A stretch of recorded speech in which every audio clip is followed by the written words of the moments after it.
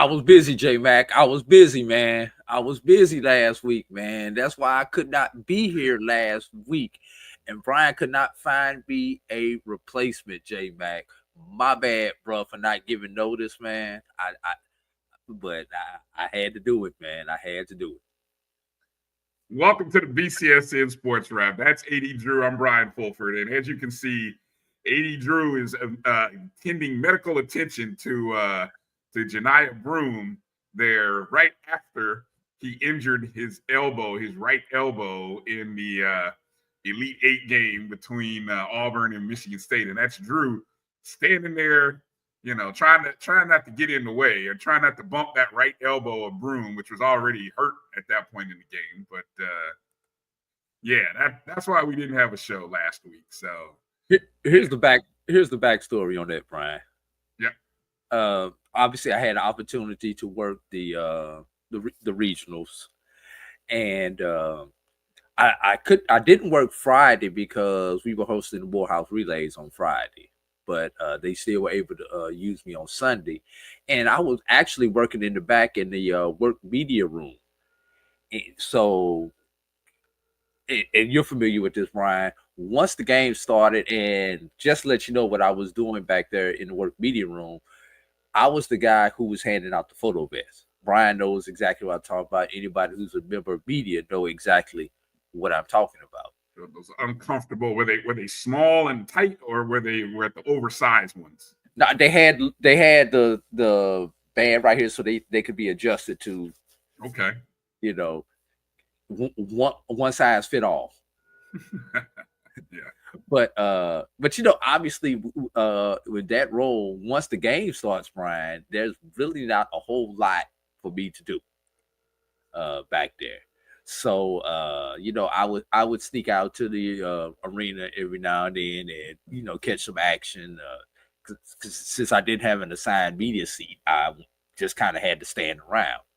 So I happened to walk over to the Auburn sideline during that particular time, and was standing in that tunnel. And I was actually getting ready to leave and head to the back when the security guard just starts engaging me in a casual conversation. And you can't really see him, but the security guard is off over there to my right. So he and I are talking, and he and I, you know, just having a general chit chat. And all of a sudden, out my right eye, I see a cameraman come running past us to get in position to shoot down the tunnel. And I'm like, all right, the only this is where my media training comes in. The only reason they rush that cameraman over there is because they are getting ready to go to this shot because something is getting ready to happen. Mm-hmm. So next thing I know, I hear some cheering and I see Broom coming down the tunnel where a couple of trainers had walked ahead of him. And then boom, there it was. And I just held my pose. I'm like, all right, I know this is gonna be on TV somehow, some way, somehow. Seems like everybody did, even the guys on the other side of the aisle. They're holding their pose as well. Exactly. And I just held my pose and I'm like, all right, then in our group chat, I put it in our group chat that a lot of the members of the Black College Sports Network are in. Did anybody happen to catch me? And that photo is courtesy of Mo Carter. He took the screenshot and sent it back to me. Well, Auburn could have used you in San Antonio, Drew. They could have used you. So man, good luck. Could have been good luck. That last 2 minutes of that game yesterday, oh my God. Wait a minute. Which game? Which game? Pick, right. Pick one, man. Both games. And Brian, what's crazy is I've actually lost the game the way Duke lost to Houston, bro. Ooh, that's brutal. I've lost the game, you know. Was it one field goal? Was it one field goal in the last 10 minutes? Is that what it was? And then 1 point in the last like minute and a half, 2 minutes when they hit the free throw. Brian, no, seriously. I had a game when I was coaching. We were up 9 with 58 point whatever to go and lost the game by 3 in regulation. Do the math, y'all. Up 9, lose the game by 3 in regulation. Well, I'm sure I've had a game like that in some form or fashion. And we all have in some form or fashion. I mean, whether this was a college game, by the way. Okay, this was a college game that I'm talking about. Right. Okay. Lost a high school game up 4 with under 10 seconds to go. 4-point play. And a turnover. Oh, in the last 10 seconds on the inbound. What they say, you coach long enough, you'll experience almost every type of good win, bad beat, blowout on both sides, right? Oh, I've definitely did the whole 360 degree. Out of the 360 degrees of the coaching cycle, I've probably covered 358 of them. Yeah. Well, I mean, it's been an outstanding weekend. And so, again, hello to everybody joining us, BCSN SportsWrap right here on the Black College Sports Network. This is our favorite. This is a great time of the year. We've had all kinds of basketball action. I mean, I have really enjoyed this weekend. And I don't think I usually enjoy the Final Four weekends, Drew, like I actually have this weekend.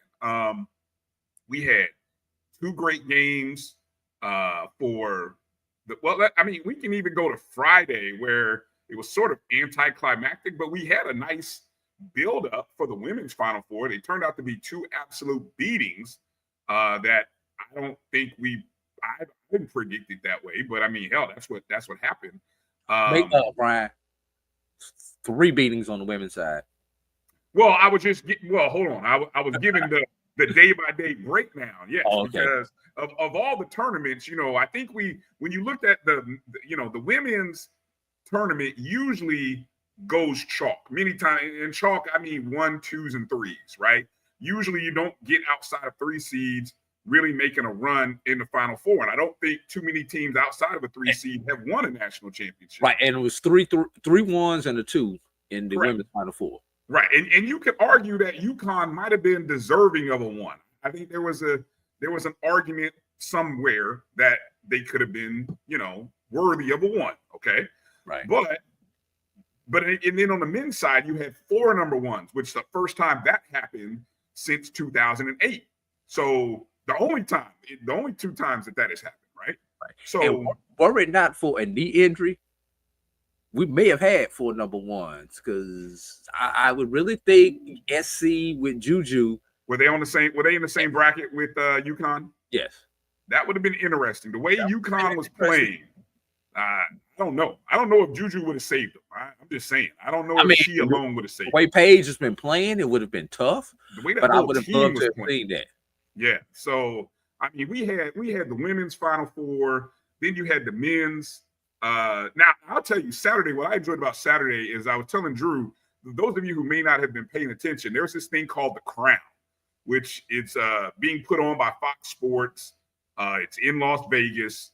It was a tournament that started, I think, on Monday or Tuesday, but it features 16 teams, mostly from the Big East, Big 10, Big 12, and I think the Mountain West. Isn't that where Boise State is a team, Mountain West? That sounds right. Yeah. How about I need 2 points, Drew. I need 2 points here in like 4 seconds, and I'm not going to get it. Unbelievable. Talk about a bad beat. Oh, he fouled him. Oh, my God. You got to be kidding me. I needed 71 and a half, Drew, and they're stuck at 70 with freaking 58 seconds left, and I couldn't get a bucket. Anyway, back to story time. Jesus. So the Crown is happening, running. It almost like once that game that you had, Drew, was on Sunday, right? Mm-hmm. So once the men's regional Elite Eight finished, the Crown started, right? I didn't even know if I wasn't even paying attention to the NIT. Normally you get the NIT during that week, right? The NIT happened. Nobody was paying attention to the NIT. Not a single person. I heard no news reports about the NIT. I mean, of course, if you gamble, if you sports gamble, then it was out there, but nobody was really talking about it. But they were talking about this Crown thing, Drew. 16 teams, and it was awesome because you had the caveat of teams that missed making the NCAA that maybe also were dealing with kids who left for the transfer portal, which opened up 2 weeks ago. So you had teams that were playing that maybe had, lost a couple of starters. So you had the whole trying to figure out how that was going to play out. You had schools with coaches. I mean, Villanova was in this thing, Drew, and we know about the story of Villanova, right? They lost their coach. They fired the coach, and then the coach from Maryland came over. So that whole thing was going on, but the assistant coach was coaching the team, right? So, but here's the catch. You say, why are they playing this tournament? Money, NIL money, guaranteed NIL money. First off, it's a trip to Vegas. First off, all expenses paid. I mean, awesome. And then the teams that advance, I think, to the semifinals get a check, get an NIL check. If you advance to the championship game, you're guaranteed a certain amount of money. And then if you win the thing, you get, I think, $300,000. I think $100,000 gets you, if you win and get to the championship game, $300,000 in NIL money if you win it. So it's almost like that summer TBT type thing, right? You anybody who's familiar with the basketball tournament during the summer? Well, no, but this is for college athletes, Division I men's basketball. And again, you've got a championship game happening right now between Nebraska of the Big Ten, who I think they might have been one of the 3 or 4 worst teams in the Big Ten, and UCF, a team that also missed the NCAA tournament. But the scoring, the playing has been great, Drew. Gus Johnson, Jim Jackson on the call. It's been nationally televised. I'm Drew. This is the future. This is the future. If you don't make it into the NCAA tournament, this is where you want to be. You want to be in the Crown. And I'm telling you what, Drew, there are going to be kids who are going to say, I'm going to delay my entry into the transfer portal to see if we get an invitation to go play in the Crown so I can go make some money. And then guess what you can do on Monday? You can still go in the portal. Drew, awesome stuff, man. Awesome Ryan, stuff. You know, when you talk about the tournament, the one thing that I think about? Dennis Green, I can't remember whether he was with the Vikings or the Cardinals when he made that famous quote. Well, why don't you just crown his ass? The Cardinals. It was you want to crown him? Then crown their ass. Crown him, then crown their ass. Yeah, that was Cardinals. That was Cardinals Denny Green right there.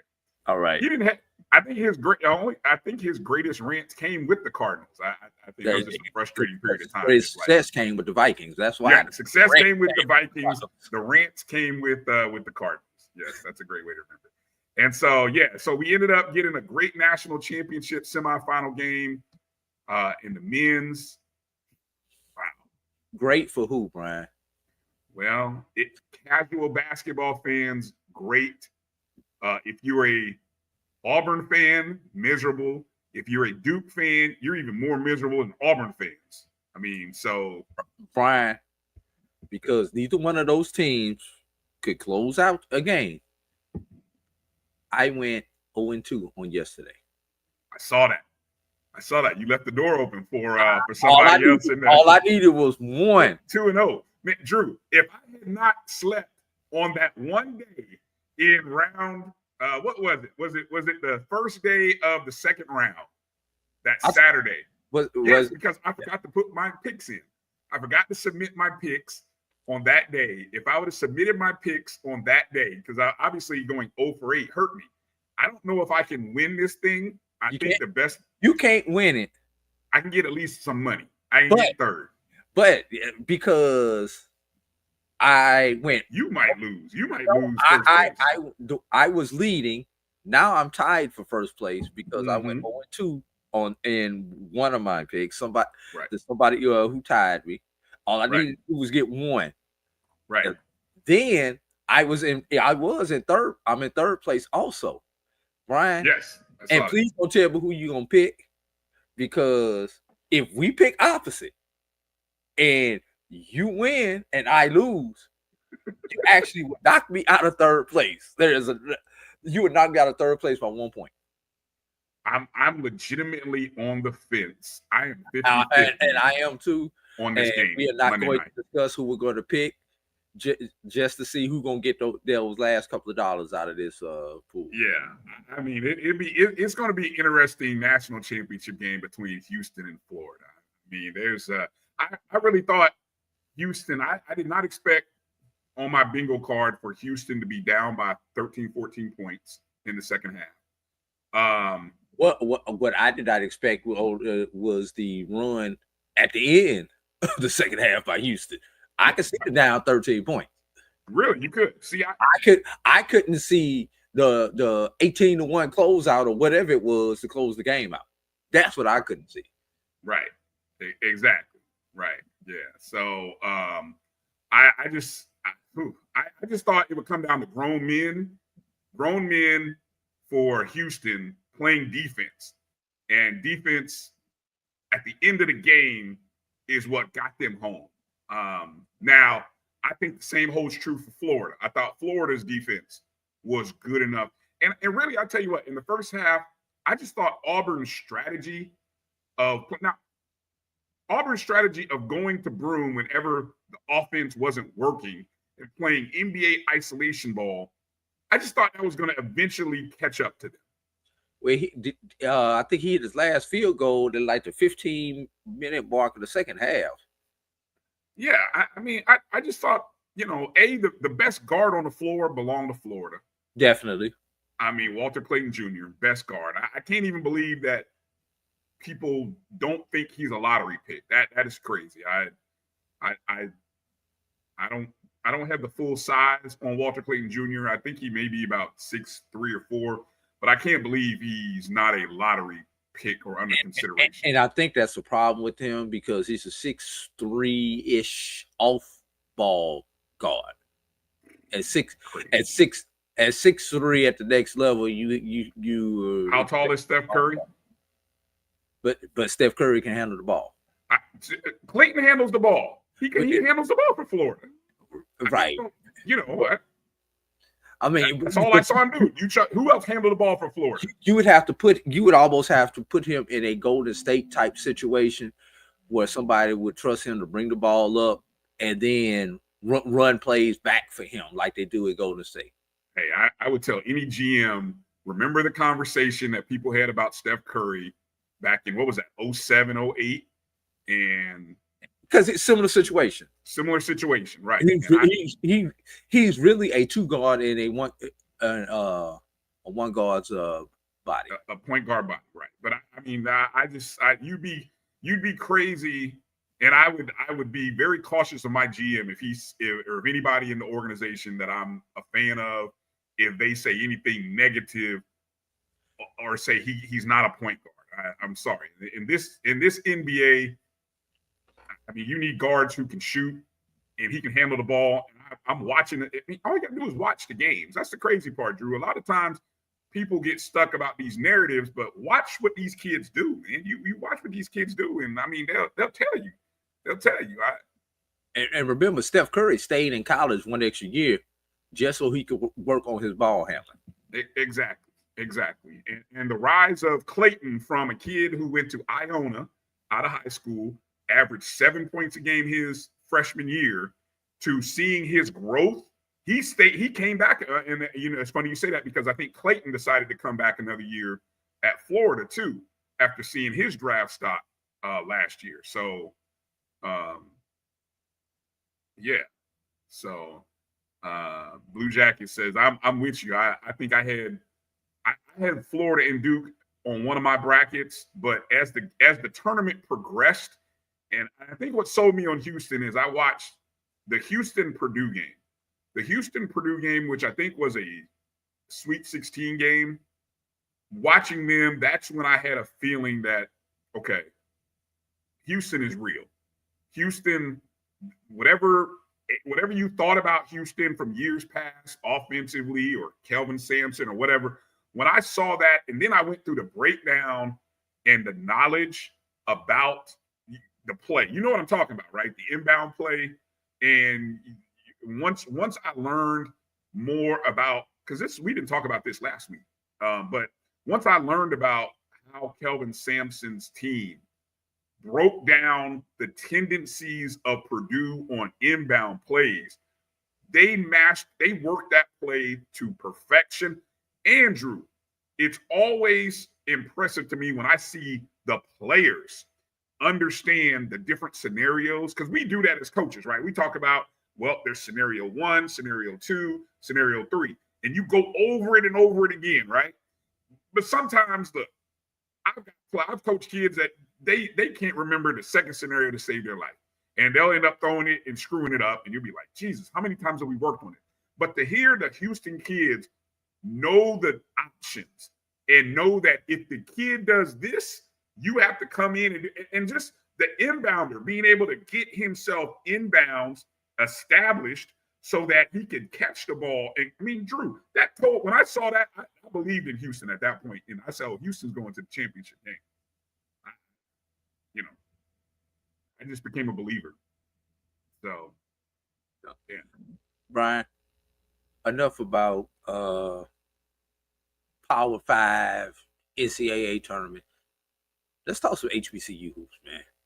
Oh, I mean, look, we can plenty of stuff to talk about. So, hello to everybody again. Thanks for everybody for coming in. All you guys in the chat room: Edwin, Blue Jacket for Life, Chuck Hunt, A&T Roy, Mary 305, Tamara T, Jimmy Mack, Chuck Hunt, and many of you other folks out there.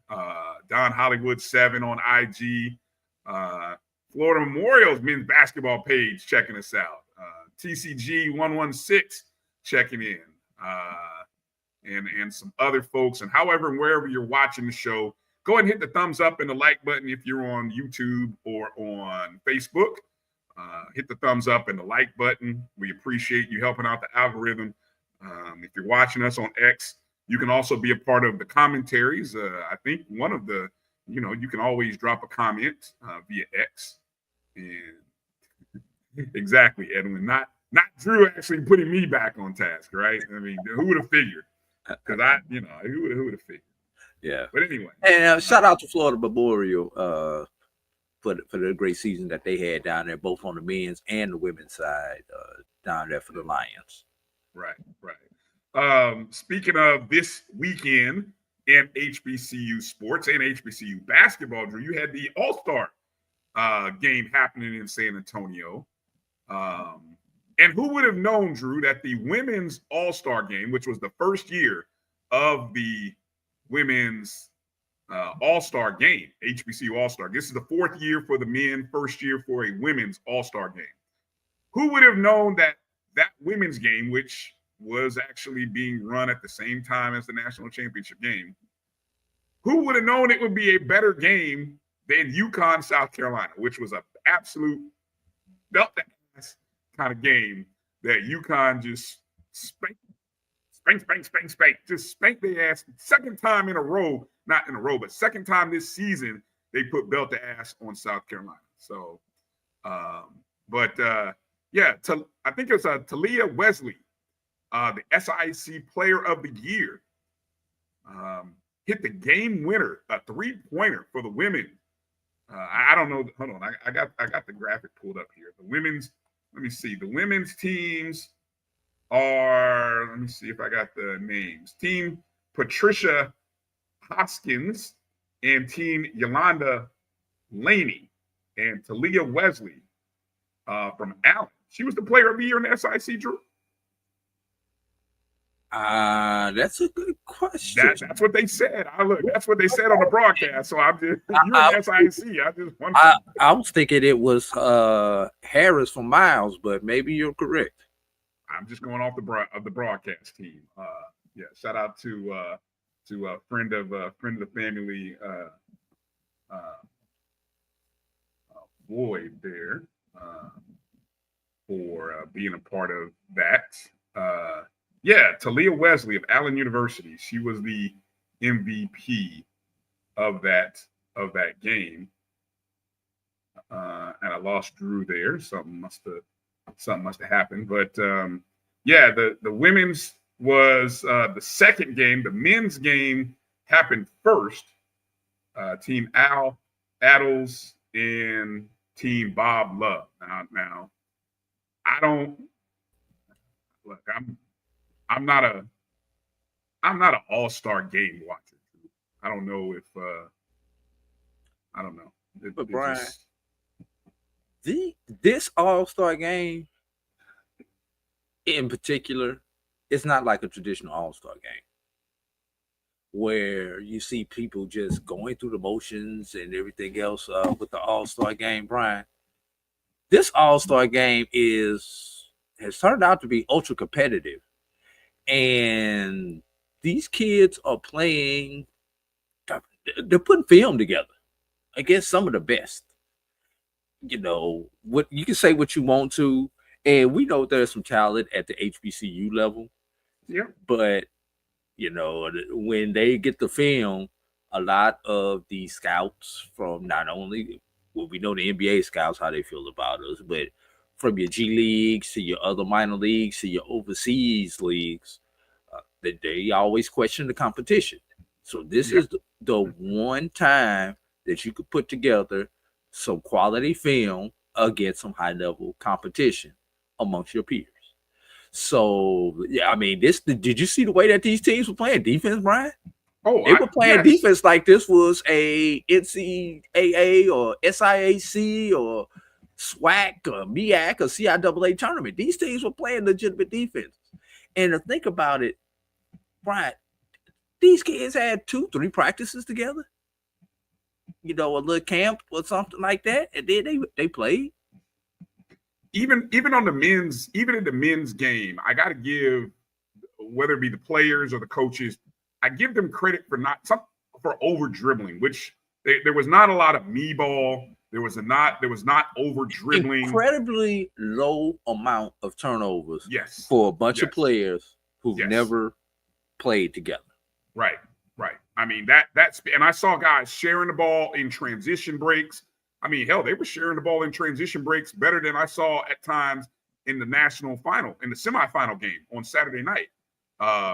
So I give credit to all of the young men and women who played in the HBCU All-Star game. And hey, give credit to the All-Star game. I mean, this is a year in which quite a few big names picked up an extra year, Drew.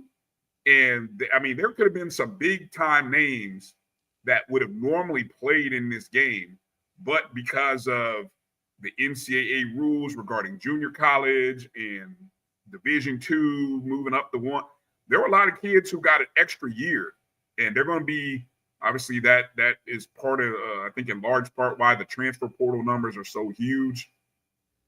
But I think there was a lot of kids that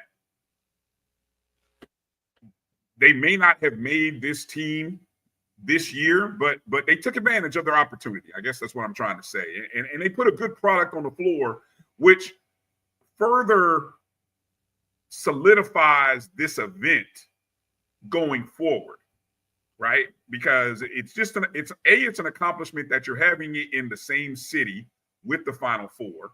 B, that you're getting it broadcast on national television. And then C, you're getting buy-in. You're getting buy-in from the top coaches, from the men and women's side in the various conferences throughout the HBCU sporting diaspora. And I mean, kudos to the HBCU All-Star game. I mean, they actually put together a quality, and I shudder sometimes when I see these All-Star games, but they do a great job. Now, look, I'm realistic, Drew. I'm not predicting anybody. I mean, there's only one young lady I think who will get an opportunity to get drafted, and that's Diamond Johnson of Norfolk State, who also played in the NCAA's All-Star game on Saturday, and she hit the game-winning 3 in that game. But she transferred to Norfolk State for her last year, and she was already on the radar for WNBA teams. And so her draft stock was not hurt by going to Norfolk State. And I think she will have a chance to be a first or second round draft pick. I don't know what the mocks say, but she will have an opportunity to play at the WNBA level. And look, the sad part for a lot of these young ladies, Drew, there's only 12 WNBA teams, 36 slots. That's it. So I mean, I've seen some WNBA rosters, Drew, where and I only know this because I happen to be watching some video regarding my Indiana Fever. There are women, like grown A women who are like 34, 35 that are still in this league. So, I mean, imagine being a 21, 22-year-old young woman and there's no domestic league really for you to play in. I mean, that's what you're faced with. So playing overseas ends up being one of your best options until the league figures itself out and expands. But that's a whole nother debate for another show that we don't have time for. But hopefully somebody gets opportunities to play professionally if that's what they want to continue doing, right? And so I'm all for it. I'm all in support of it. Yeah.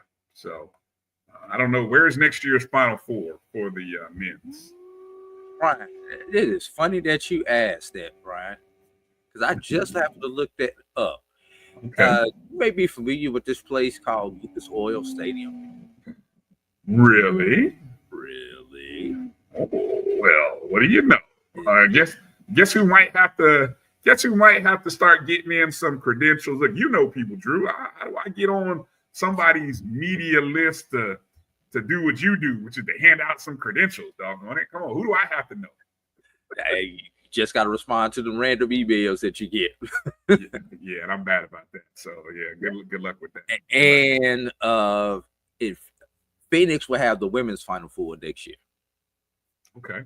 Well, I'd love to be able to go back home to Indy. Never been to Phoenix, so yeah. Let's see.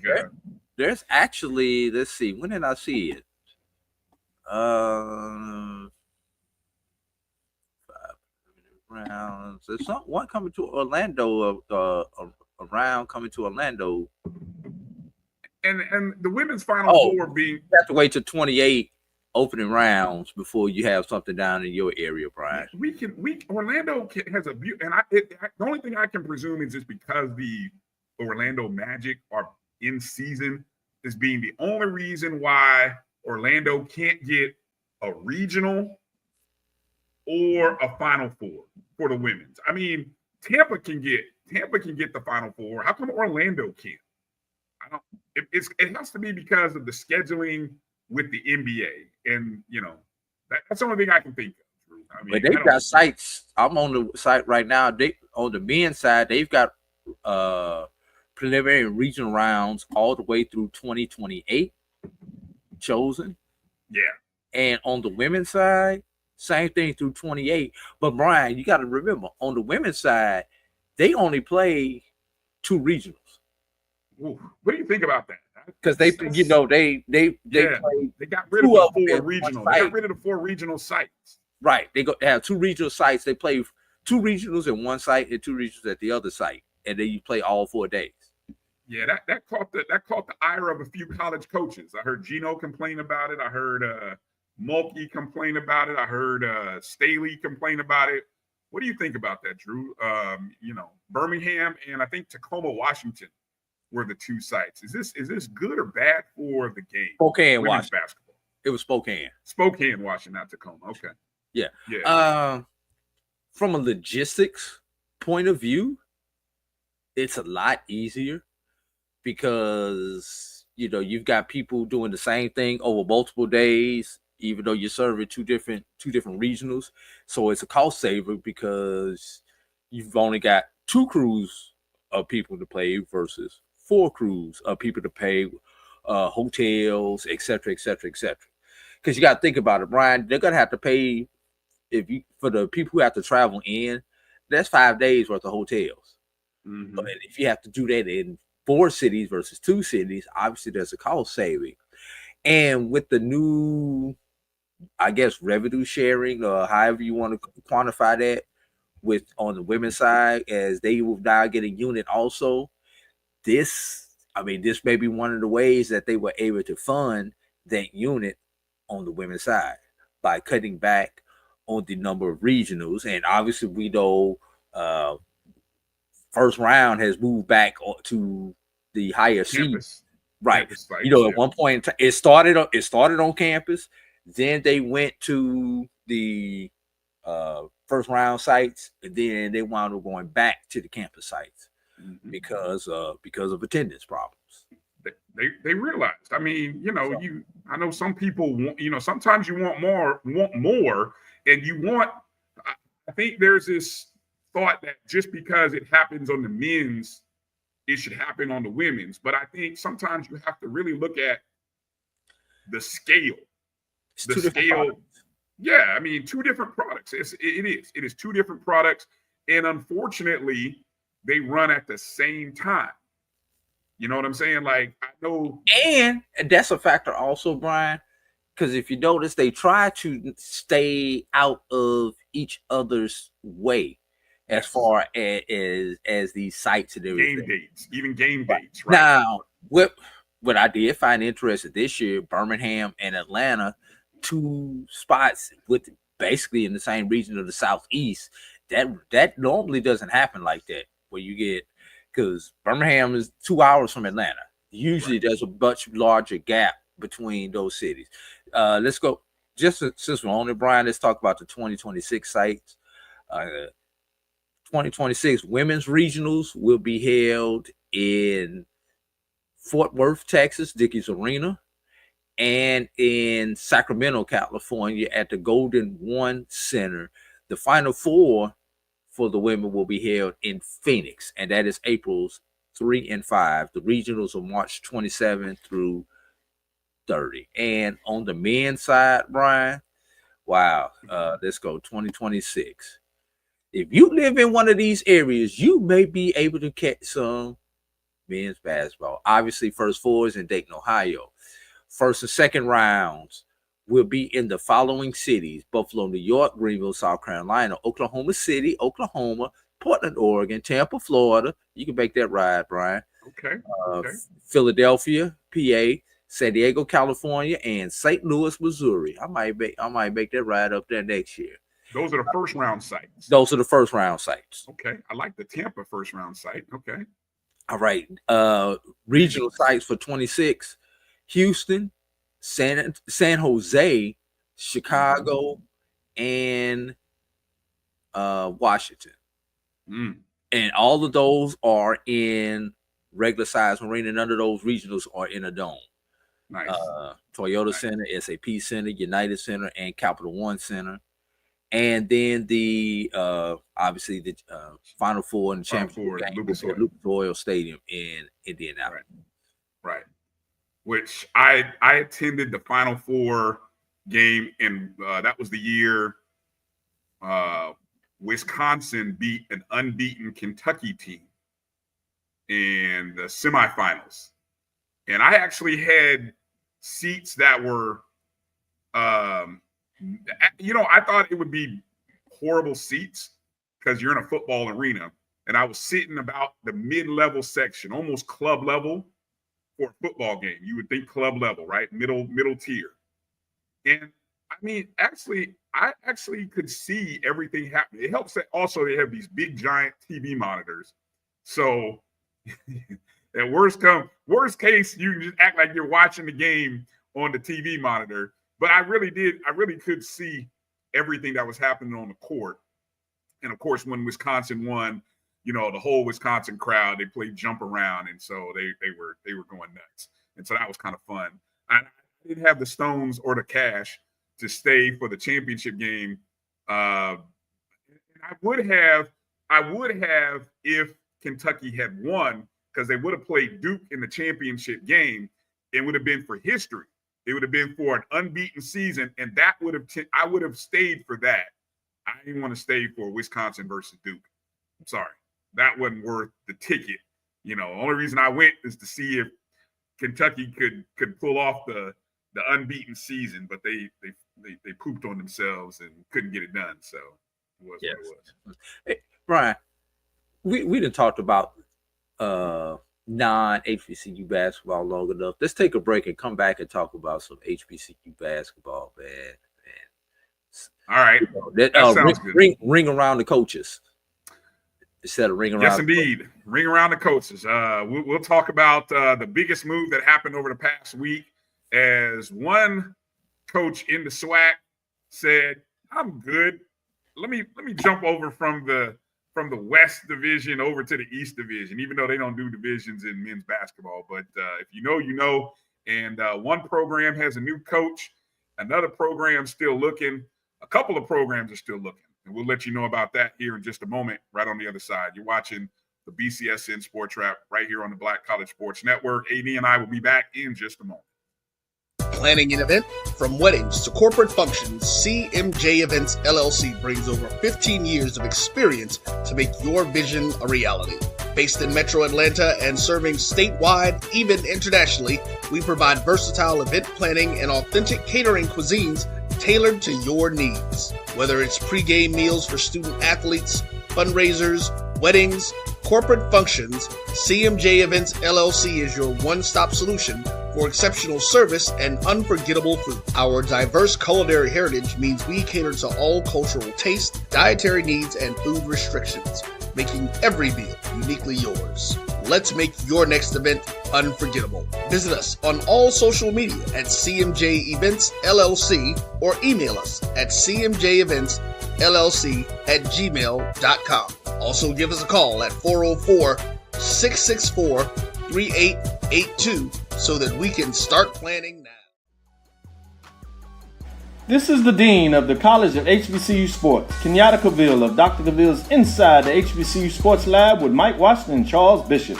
Come mix it up in the lab where the course lecture is in session every Tuesday from 6 o'clock p.m. Central Standard Time on Facebook Live, YouTube Spreaker, or the BCSN app, as we discuss all things about the HBCU sports culture, including exploring the week that was in the sporting HBCU diaspora, as well as the upcoming week of HBCU sports. With me, the Dean, the College of HBCU Sports, on Dr. Cavill's Inside the HBCU Sports Lab with Mike Washington and Charles Bishop. Course lecture dismissed. You're looking for the latest information on Southern University sports, the Southwestern Athletic Conference, and HBCU athletics. There's only one place to go. Tune in to the Carlos Brown Show, exclusively on the Black College Sports Network. Thank you guys for what you do for HBCU athletics. This is a fantastic avenue for all of us. This is our ESPN, so we love what you guys do. Brian, AD, Roy, all you guys at BCSN. We really appreciate what it is that you guys do for us.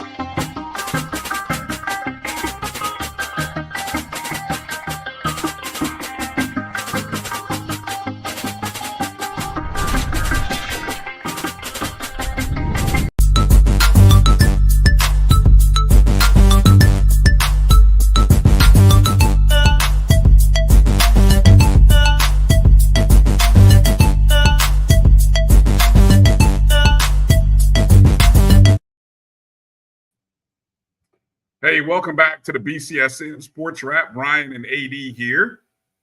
Do us a favor and hit that thumbs up or the like button. However, and wherever you're watching the show, make sure you're following the Black College Sports Network at MyBCSN1. And also, if you are a podcast listener, you can catch all of the shows that appear on the Black College Sports Network via the BCSN Pod Zone on Spotify, iHeartRadio, Amazon Music, iHeartRadio, Apple Podcasts, so on and so forth.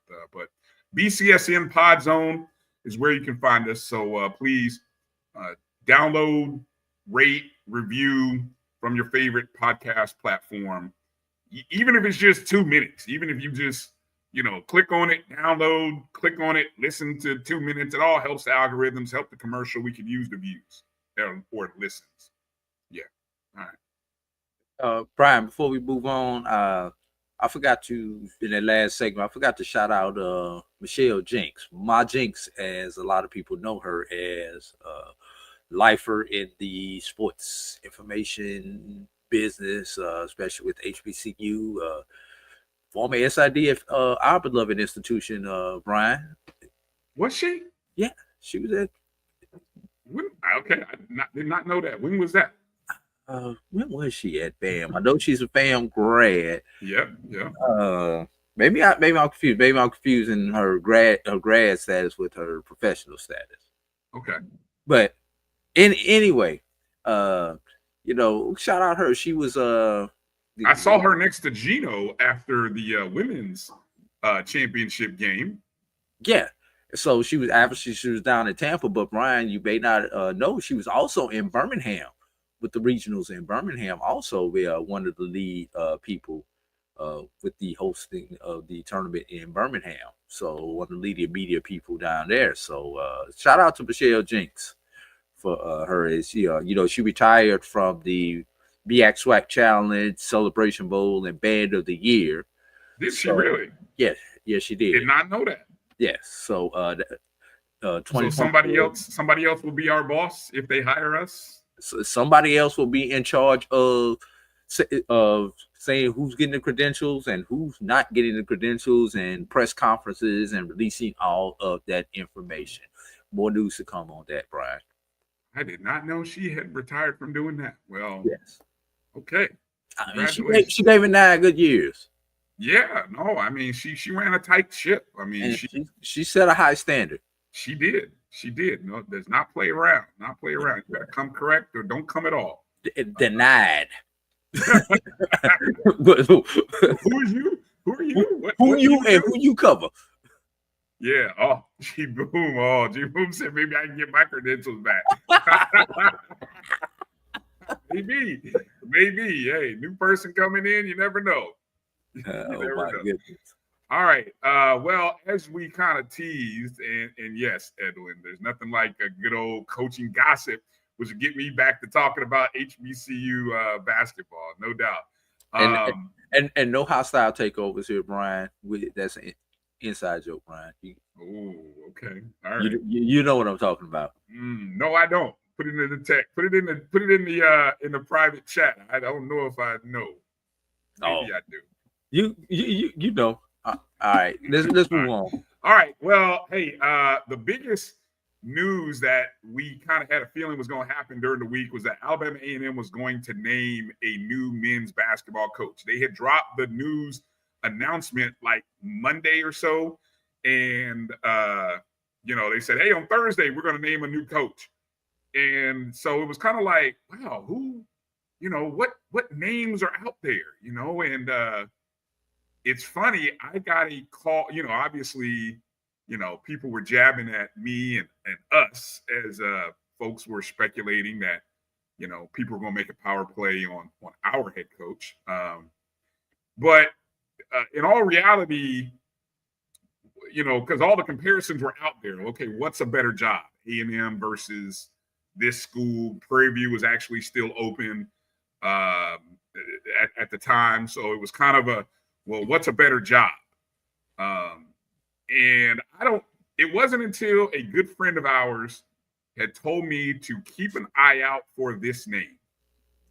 And he told me, and I kind of took the text and I was like, huh? Really? I was like, this coach is making almost the highest or second highest paid coach in the conference, right? He's a championship coach of the year level guy. I said, but is a lateral move? Would he really make this move? A, and B, would the school be able to match his salary at his current institution? Because the man was making almost, well, with bonuses, could have made over $300,000. So when the news dropped that Dante Jackson was the new head men's basketball coach at Alabama A&M, I was like, whoa, oh, Dr. Bryant making power moves. And, you know, I get it, Drew. Dr. Bryant hired Dante Jackson back when he was at Stillman.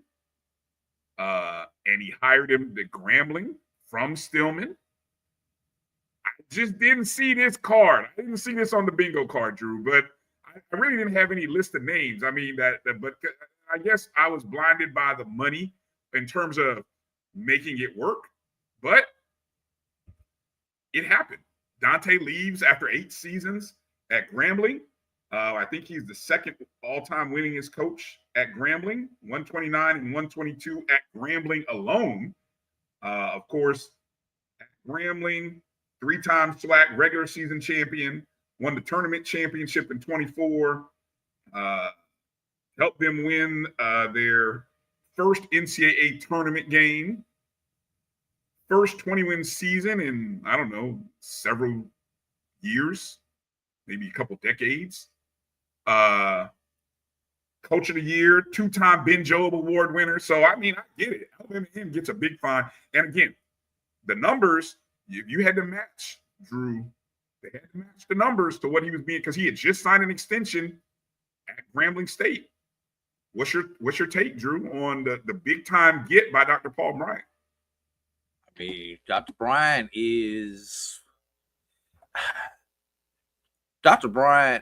probably has the sexiest hires in the past year when it comes to your coaches and the coaches' names. Where have I heard that before? Yeah, I stole it straight from you, Brian. I won't even lie. But it's so true though, man. And I mean, from Sam Shade to Don Thornton to Coach Jackson, and another hire that wasn't as sexy, but it was impactful was I can't think of his name, the hiring of the volleyball coach, who was Paul Bryant's volleyball coach when he was at Edward Waters, athletic director at Edward Waters. Oh, I know what you're talking about. And keep going. Okay. And he also hired the softball coach from Edward Waters to be his softball coach. No, he's still the softball coach. Ellison? Softball coach went to Alabama A&M. I swear I saw. Really? Okay, I'll take your word on it. All right. So, if you have had success under Paul Bryant at a previous institution, ladies and gentlemen, if your coach for Paul Bryant at a previous institution and has some success, he's on Paul Bryant's short list. The track record has proven it.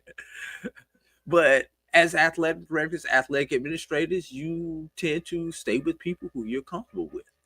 And as a coach, you tend to stay with somebody who you're comfortable with. You know how Dr. Bryant operates. Yep. You know what his expectations are. Yep.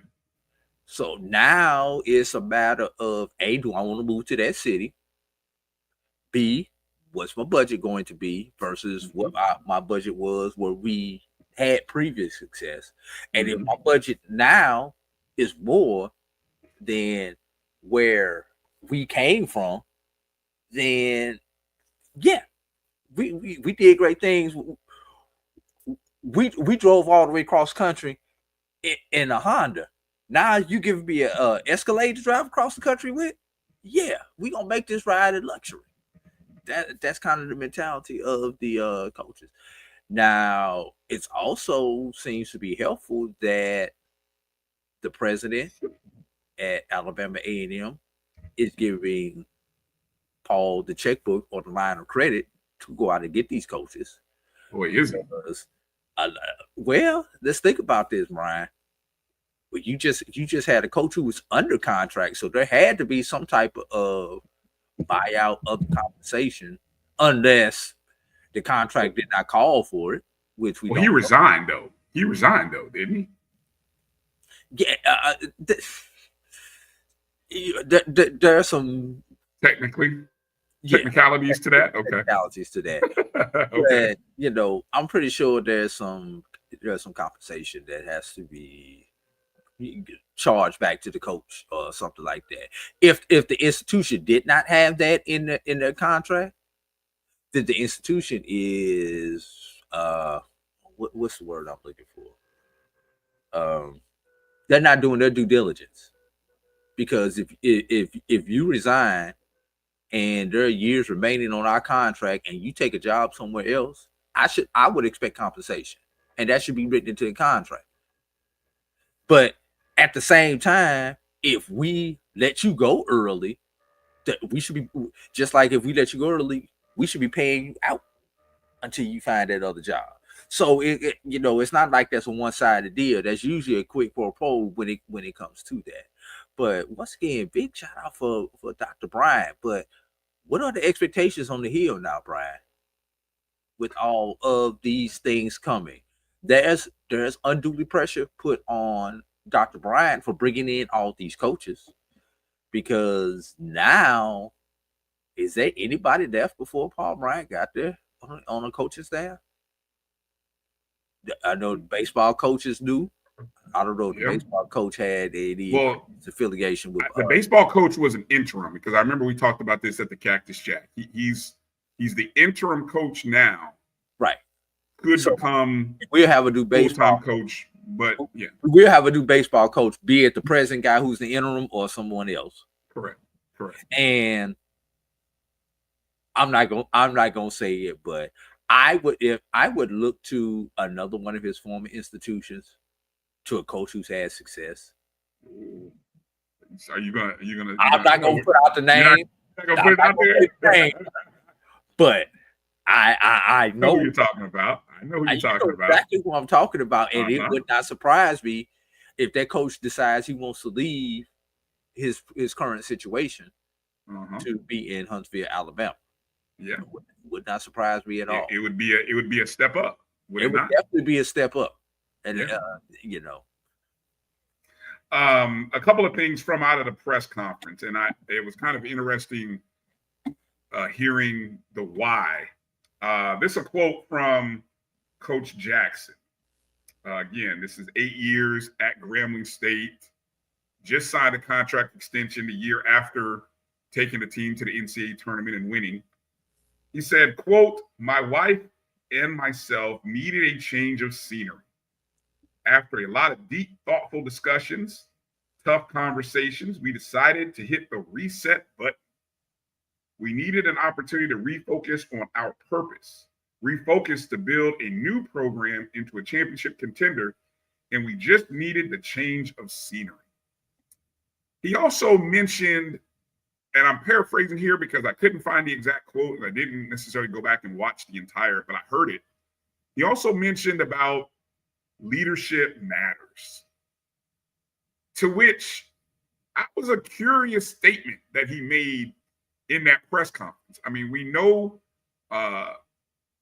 Grambling athletic director, Dr. Scott, well regarded in, the HBCU sporting diaspora, Dr. Travion Scott, as well as Dr. Bryant. And so, of course, the instant reaction upon hearing that was that, oh, wait a minute, what is not good at Grambling that your coach would entertain being somewhere else, right? And you know, I until I had heard, and I, you know, Drew, I don't try to get into doing a lot of cross media show talk. I mean, there's so many shows, and I applaud everybody in this sporting diaspora who's talking about HBCU sports, whether they are being positive, negative, indifferent, as long as they're talking about it. So, I mean, it's good to some degree. I agree with Edwin, right? You know, in hearing Ken talk about this, and you know, Ken Rashad, who we both know, I have a lot of respect for Ken. Ken, I'm gonna use his. He said basically, and I think he was talking to Grambling State people, fans, and he basically said, "Don't be so simple-minded that this move is about Grambling, right?" Because instantly that's where you go when you hear that. And I'm kind of like, well, why would you say that though? But it may be that his relationship, obviously, is so strong with Dr. Paul Bryant that, yes, I had a good AD where I was, but this man knows me. This man helped me into the career that I have now. So while I may have a good relationship with current AD, this man is almost like a mentor that, you know, I have a deeper relationship with. And so if he calls me and if he can match the money, or increase it. Or increase it. Yeah. It's time to go. So I guess with all that said, Drew, did you take away anything from that? Because I think I responded to hearing, and I love Ken's perspective. Ken is a Grambling State grad. He's been boots on the ground in this SWAC thing for longer than me, longer than us, because we came out of OMEAC, right? Combined, yes. So I respect Ken's opinion. I also know that Ken's a Grambling man. So, but in all honesty, I think two things can be true in this situation. I think that while it's a great opportunity with Bryant, I think there also could be some things within the Grambling atmosphere that could be better. And that's about as far as I'm going to go, because I don't know Grambling like I know my university. So I'm not going to get into it. But what's your take on those comments? Brian, the man has worked twice for Dr. Bryant prior to coming to Alabama A&M. Doesn't that count for something? Yes. Doesn't that count for something, Brian? They have done things together both at Stillman and at Prairie View.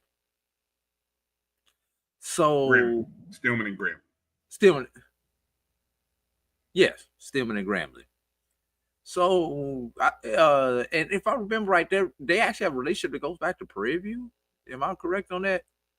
I don't know if he was ever a coach at Prairie View, to be honest. All right, but my timeline doesn't go back that deep. But irregardless of that, you know, we have to keep that in mind. And let's be real, Brian. Where is a better place to recruit? I mean, Grambling, Louisiana, or the Rocket City? You know, a lot of people are hyping up Rocket City right now. I keep hearing good things about, you know, the Huntsville area. Huntsville is the third largest city in the state of Alabama, the Huntsville area. And it's closing in, excuse me, I believe it's second now, only behind Birmingham. Oh, wow. Yes. Moved ahead of Montgomery. And Mobile. Oh, wow. Okay. Yes. And with all the technology, all the money that's available in that area, I can see why this becomes a recruiting advantage. So, you know, you go from rural Louisiana to metro Huntsville. Not Not a bad move. A little bit easier to recruit a little bit easier to travel in and out of. I mean, if the family is on board with it, why not, Brian? Why not? I mean, it's not like we're talking Grambling football here that has such a name. And let's be real, and I'm going to offend some people when I say this. Grambling football is Grambling football for one name and one name only. Legendary name. Exactly. Were it not for that one man, none of us would know or would care about Grambling football unless you're a Gramblinite. Well, when you do what he did for such a long time. Oh, I'm not taking anything away from him. Don't get me wrong. Okay. But that's Grambling's claim to fame is one Mr. Eddie G. Robinson. So, you know, it's to me, if given that same situation, Brian, I'm gone. Okay. I'm gone. I would be gone, bro. Yeah. Remains to be seen. I don't know. I haven't seen anybody report about any type of buyout. Hopefully, you know, if you're someone who's concerned about contracts and things of that nature for your university, hopefully Grambling had some sort of buyout where, and I'm sure what's the laws on public records? I'm sure there's public records requests that'll eventually come out in the state of Alabama, Drew, and in the state of Louisiana. Okay, so I'm sure we will learn sometime. I would imagine in the next month, we'll learn more details about the contract. I don't know if it takes that long or not. I'm sure if the right public records requests are submitted, you'll find out, because Grambling is a state institution, university, as well as Alabama A&M. So all that information will eventually come out. Now, while we're talking about Alabama A&M, and you so nicely talked about the 3 sexy hires, right, that now Dr. Bryant has made. Of course, Dawn Thornton, who had a great season, first 20-win season in Alabama A&M women's basketball history, and her first season there. Of course, former Miles coach. Why his name escapes me right now? Sam Shade. Sam Shade, thank you. Sam Shade, new football coach at Miles, after replacing Connell Maynard. And now Dante Jackson. Well, yesterday afternoon, you heard of these things called Woj bombs, right, Drew? You've heard of those, right? Yes. Well, I think in the HBCU sporting diaspora, we got a new thing that we have to. I'm gonna start it here and hope it catches up. It's called a live bomb. A live bomb. So our good friend Liv Antilla, Live for Hoops. She has been on it for tracking the transfer portal, and she's even created a site where she is tracking the movement of HBCU players over the past 2 weeks. An excellent job by Liv. Well, yesterday around 4:58 p.m., Liv tweets this out, Drew. Now, and I say this because Liv will not, she will stand on business, as a knowledgeable basketball analyst. She's an advocate for the women's college basketball, HBCU women's basketball, and just HBCU basketball in general, right? She's probably down in Tampa right now, knowing her. I don't think she was, but she could have been. She should have been. I'll say it like that. She said, quote, sources, Coach Dawn Thornton is a finalist and emerging as the top candidate for Morgan State's head women's basketball coach vacancy. Thornton just finished her first season at Alabama A&M, making history with the first 20-win season in Alabama A&M's D1 era. And I saw that and was like, boom, live bomb, just like, whoa, what? And of course, Morgan State is one of those HBCU Division I men or women's programs that we talked about having an opening. Former coach Eddie Davis Jr. retired after 33 seasons at Morgan State. Well, excuse me, he retired from coaching after 33 years.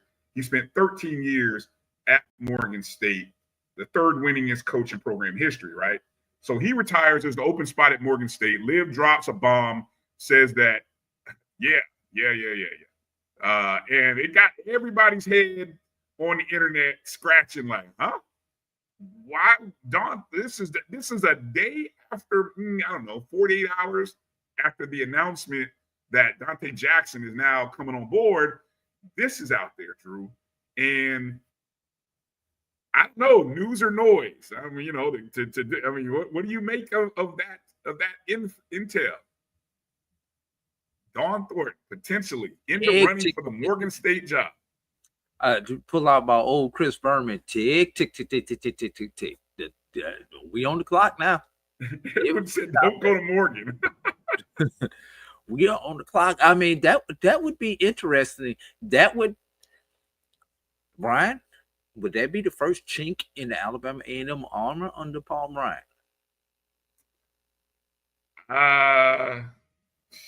Because he went and got Thornton. Yeah, he went and got Thornton. Who was the sexiest coach available. And I'm not talking about physically, but as far as name goes, she was the sexiest coach available last year.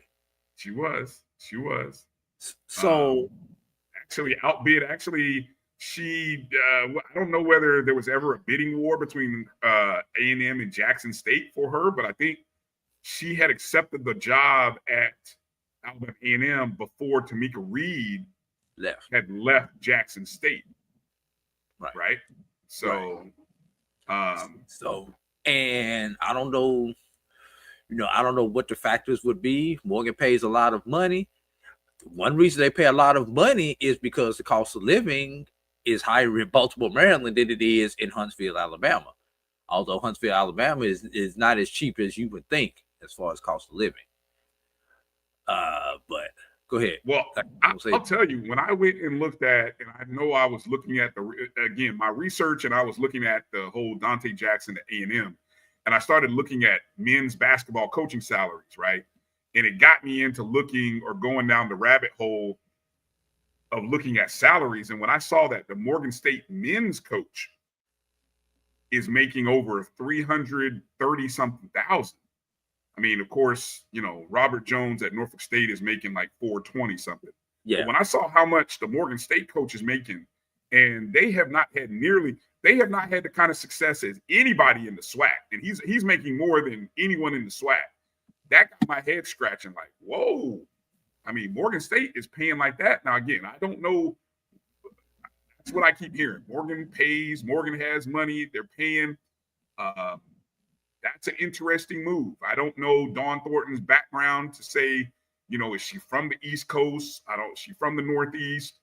I don't know. But man, that would be a heck of a shakeup, not only for Alabama A&M, but also within the SWAC. And how about this in the MEAC, Drew, where Larry Vickers had just left Norfolk State, right?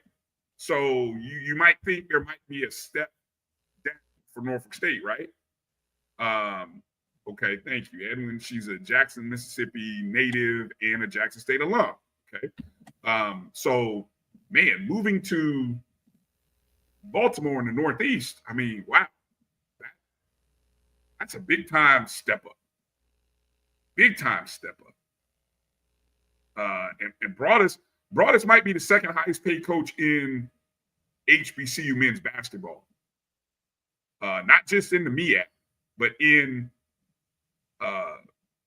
HBCU. So the question is, Jesus. I guess I was going to say something, but it's a fascinating decision. I don't know whether. Look, I think there is always a situation of your value, right? And your value is what someone is willing to pay. And what you're able to negotiate. And what you're able to negotiate. So even after having an historic year at Alabama A&M, and then when you bring in a new coach like Dante Jackson, who I can only assume, again, based on what he was making at his previous institution, was well above what Alabama A&M was paying Coach Hughley. The university had to come up off some more bread. And maybe, I'm speculating, maybe Dawn Thornton's looking at that like, yo, I just did something that had never been done. You know, show me the money. You know, but it's a good get for Morgan. If Morgan can pull it off, I mean, it's a good shakeup. And again, I know a lot of people will go to the L word, Drew, loyalty. You know, they'll say, where's the loyalty in coaching? Well, where's the loyalty in players? Everyone's moving.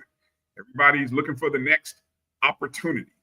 And, you know, it's something. Is MEAC women's basketball, Russell, is it better than SWAC women's basketball?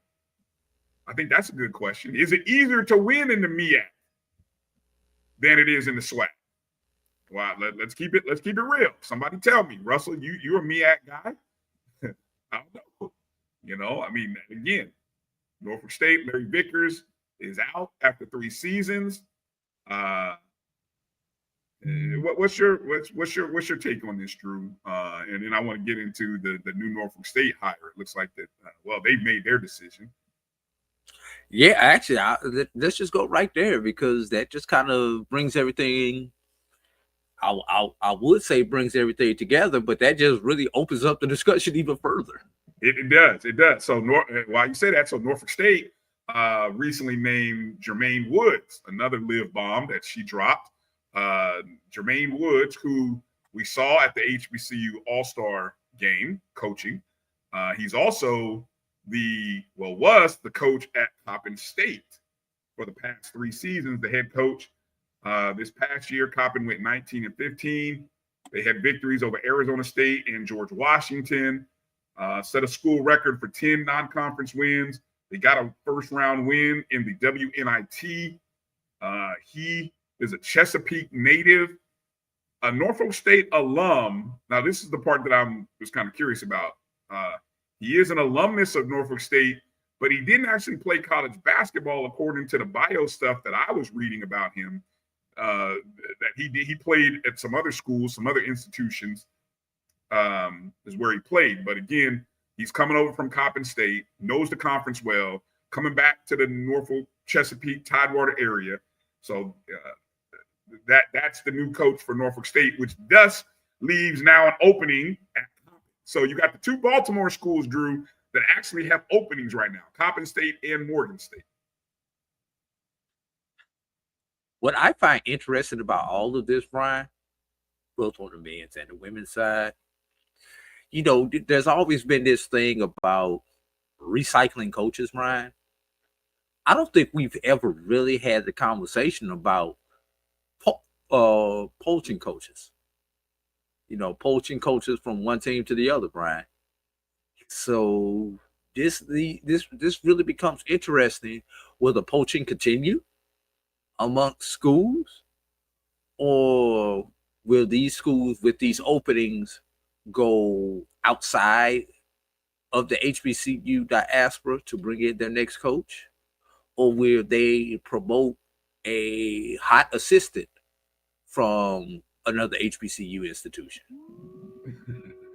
I agree. Poaching and recycling. No, I think there's a difference. Okay, what do you think the difference is? When we think about the recycling coaches, we think about those coaches who have been let go from an institution that sat a couple of years, and then we go back and get them. Versus poaching coach is, you know, they have a job at institution A, and institution B offers them a little bit more money, and they transition. That's the big difference. Okay. I like that. I like that. Edwin, you're I'm laughing at. Oh yeah. I saw. I posted that earlier. Yeah, stay away from A&T. Yeah. Well, Look, FAMU. It's interesting. Coaches who are having success, and I think this also brings up an interesting lens or an open door to say. And sometimes when you're happy, chasing the bag is not always what's best for you and your family. And again, these are coaches. Now, for kids who are in the portal, jumping from schools and making lateral moves, as we like to call them, that's this generation. But these coaches are, most of them, adults with families, whether they be husbands, wives, children. I don't know too many of them. That factors into it, Brian. It does. And so when we talk about what there are coaches. I mean, it's funny that Dave mentioned North Carolina A&T. Well, there's a coach who, if I were at an institution, in the same way they went after Larry Vickers, Auburn recognized Larry Vickers and what he has done. You don't mean somebody in the North Carolina system is not looking at A&T's coach? What is it? Robinson is his name. Looking at him and saying, hey, what he's done there is really, really good. He would be a great fit for our program, and they might be able to pay more than North Carolina A&T. I mean, that's a reality when you are in a mid-major program. Robert Jones makes a nice check from Norfolk State, right? But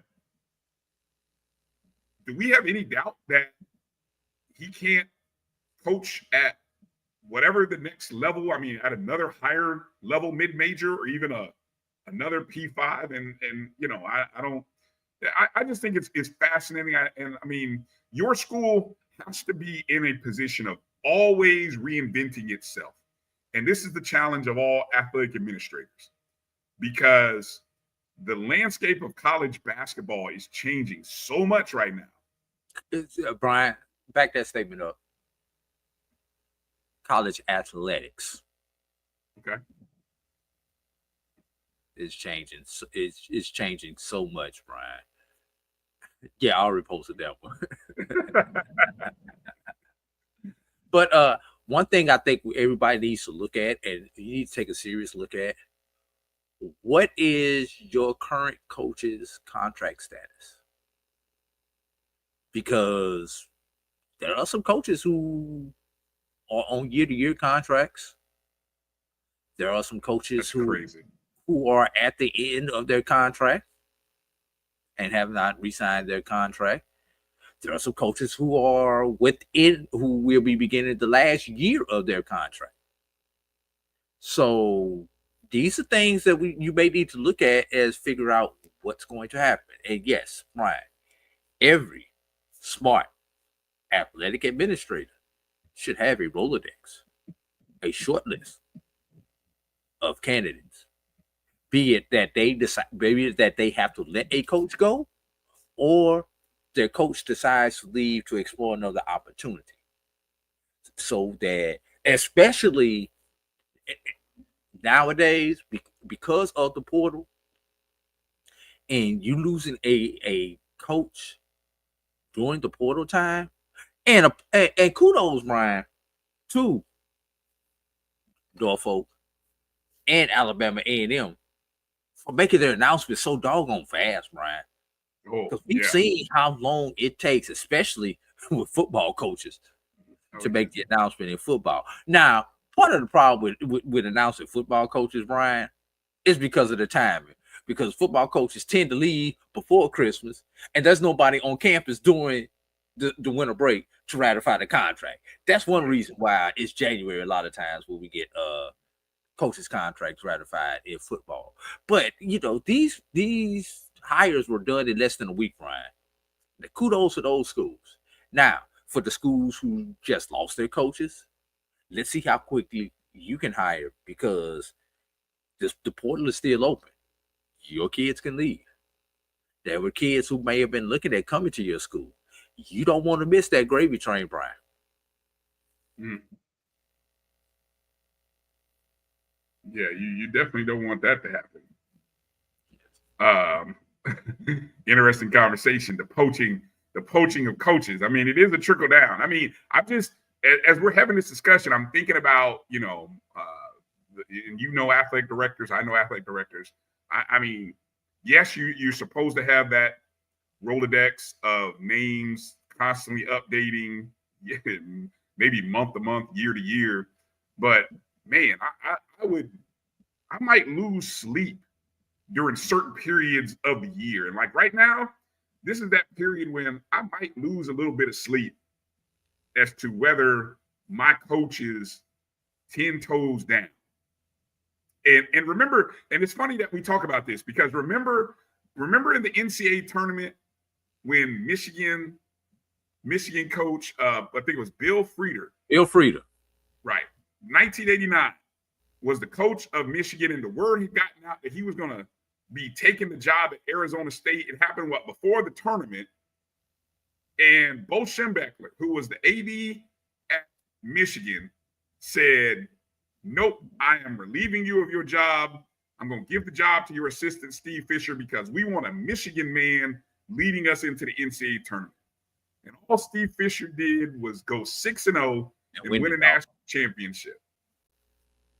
That I don't know if that would happen today, Drew. I don't know if ADs have those kind of brass cojones to do what Bo Schembechler did back in the day. Brian, that would not happen today because the moment Frieda left, 3 of his star players would have also entered the portal on that same day. That's sad. That's the reality of it, though, Brian. But no, seriously though, this is this is really, really, really going to be interesting, Brian. And I would not lose sleep, Brian, over someone coming after my coach, because if you're coming after one of my current coaches, that's kind of a mark on me, a mark of success, because you don't go after a current coach unless that current coach at that other institution is having success, Brian. So as the athletic administrator, yeah, and I can't even say I'm upset, because as long as you're not making a lateral movement, if you get an opportunity to go to a school that can pay you more money, especially in a higher level conference as far as conference rating goes, who am I to get in your way, Brian? I'm gonna give you that recommendation. Good luck. I might even come back put a box or 2 on your U-Haul for you. I'm not going to get in your way.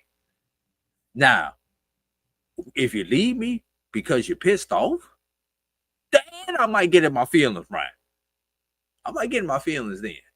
So no, I would not be losing sleep, because just like they get their call in the middle of the night asking them to go somewhere else, trust me, somebody else is going to be getting their call or their text saying, "Hey, the job's going to be posted on the website in the morning. Make sure you go through the process, because I don't want HR to stop this." While we're talking on the Division I level, I got to mention this on the Division II level. I got another live bomb that she dropped back on April 3rd. She dropped a note on X.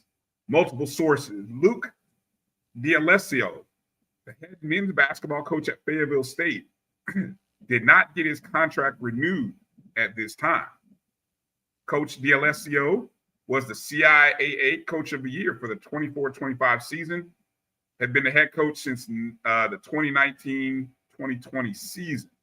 That was the year that ended in COVID in 2020. Now, reading from HBCU Legends, Kyle Mosley said that he had tried to speak with Fayetteville State Athletic Department representatives. They did not confirm or deny the report. They stated, quote, "Fayetteville State has not released a statement. Coach D'Alessio and a player are representing the school at the HBCU All-Star game in San Antonio." And the program did tweet out later that evening that coach was honored with the prestigious HBCU All-Stars, Clarence Big House Games, NCAA Division II National Coach of the Year award. So, here's a coach who guided the Broncos to a 23-9 season this past year. They lost to Bluefield State in the CIAA semifinals. They did go to the NCAA tournament as a 4 seed. And they gotta win. They gotta win. They gotta win, right, over Fairmont State, 74-67. So, Brian, you want to talk about a sexy name that's out there right now among HBCU men's coaches? Mm-hmm. I don't see this man being unemployed long. Assuming not with some Division I coaches. Hey, there's some Division I openings out there right now. Hey, he might, the way some Aggie people are feeling, he may not have to move too far in the state. Wait a minute, what? Aggie people, some of the Aggies. Whoa! What are you? Wait a minute! Whoa! You dropping some news? We know how A&T felt about that men's basketball program. So yeah, I guess so.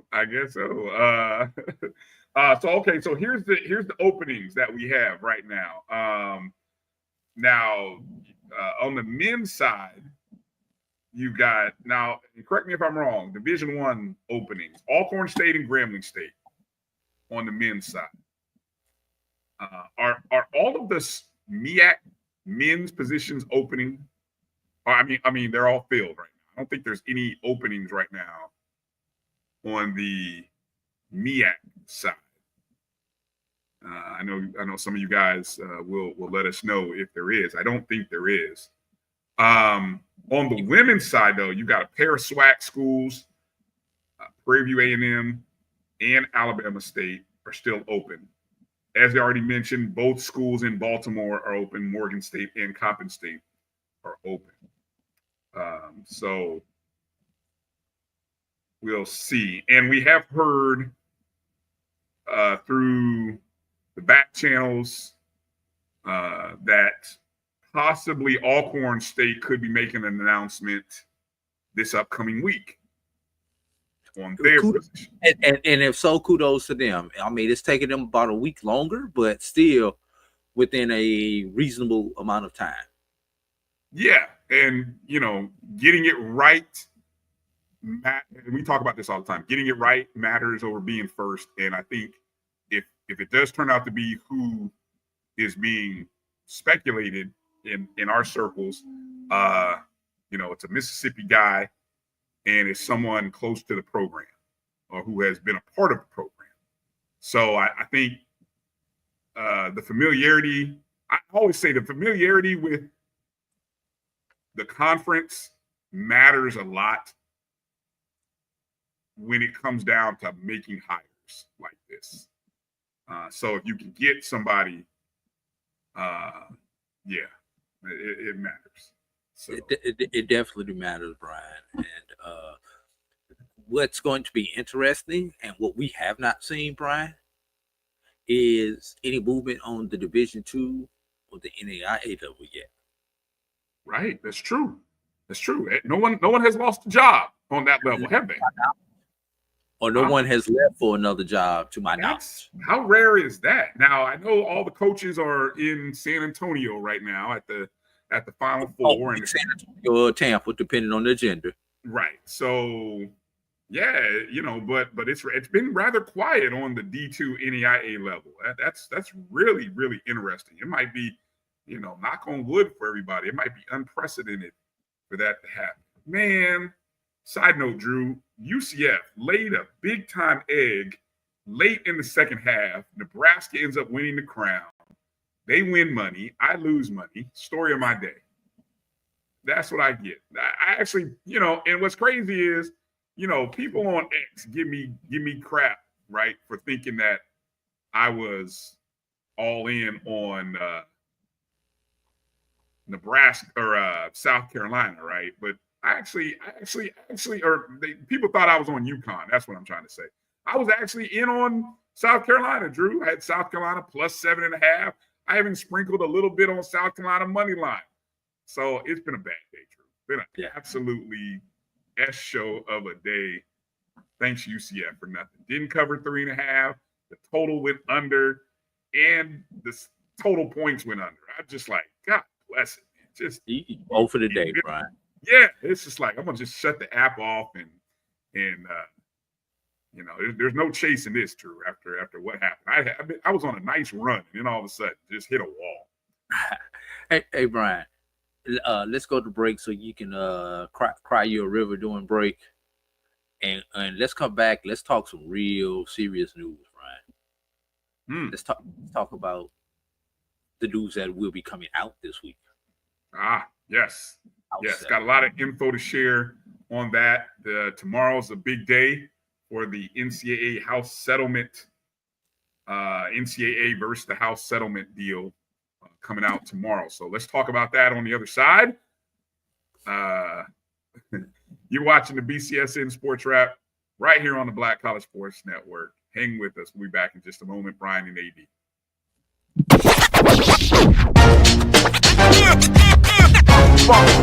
It's like a loot machine. All around town, people trying to get down.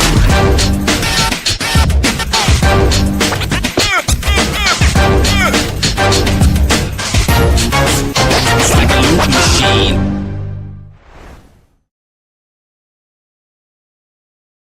You're looking for the latest information on Southern University sports, the Southwestern Athletic Conference, and HBCU athletics. There's only one place to go. Tune in to the Carlos Brown Show, exclusively on the Black College Sports Network. It's never too early to plant the seed, to share the tradition, and instill a sense of pride in your HBCU with your little ones. HBCU Pride and Joy Children's Boutique helps you share your school spirit with a wide selection of adorable kids apparel and accessories officially licensed from your favorite HBCU. Visit hbcupridejoy.com and follow us on all social media at HBCU Pride Joy on Facebook and Twitter. Hey y'all, it's your girl Sonia from She Say Sports. Make sure to check us out every Friday morning at 9 a.m. on Black College Sports Network, YouTube, and Linktree.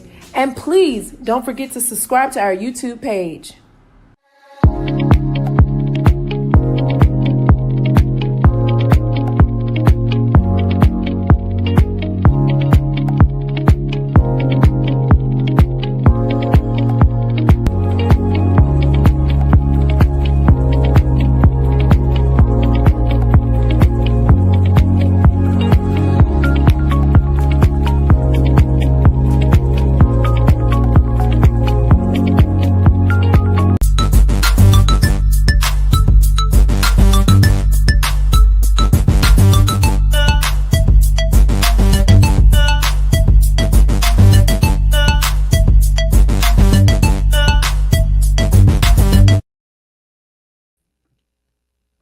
Shout out! I want to say shout out to our to the boss man. I just talked to him during the break, Brian, CEO of the Black College Sports Network, Mr. Roy Evans. All right. Yeah. Shout out to the boss. And no hostile takeover of your entities either, Roy.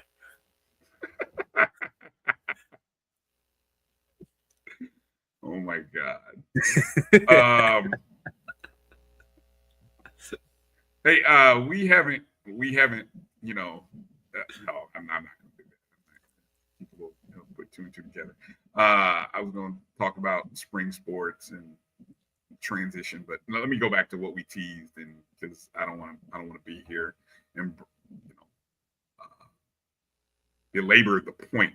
I would like to give a quick shout out to Larry Vickers, the new Auburn women's basketball coach, former coach at Norfolk State University. This past week, he received the 2025 K. Yao Coach of the Year Award, which is awarded by College Insider.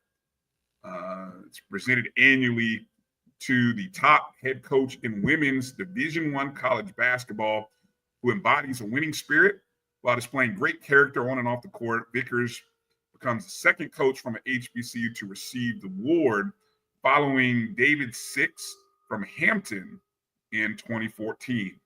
Of course, Vickers and the Lady Spartans had a 30-5 record, 14-0 in the MEAC.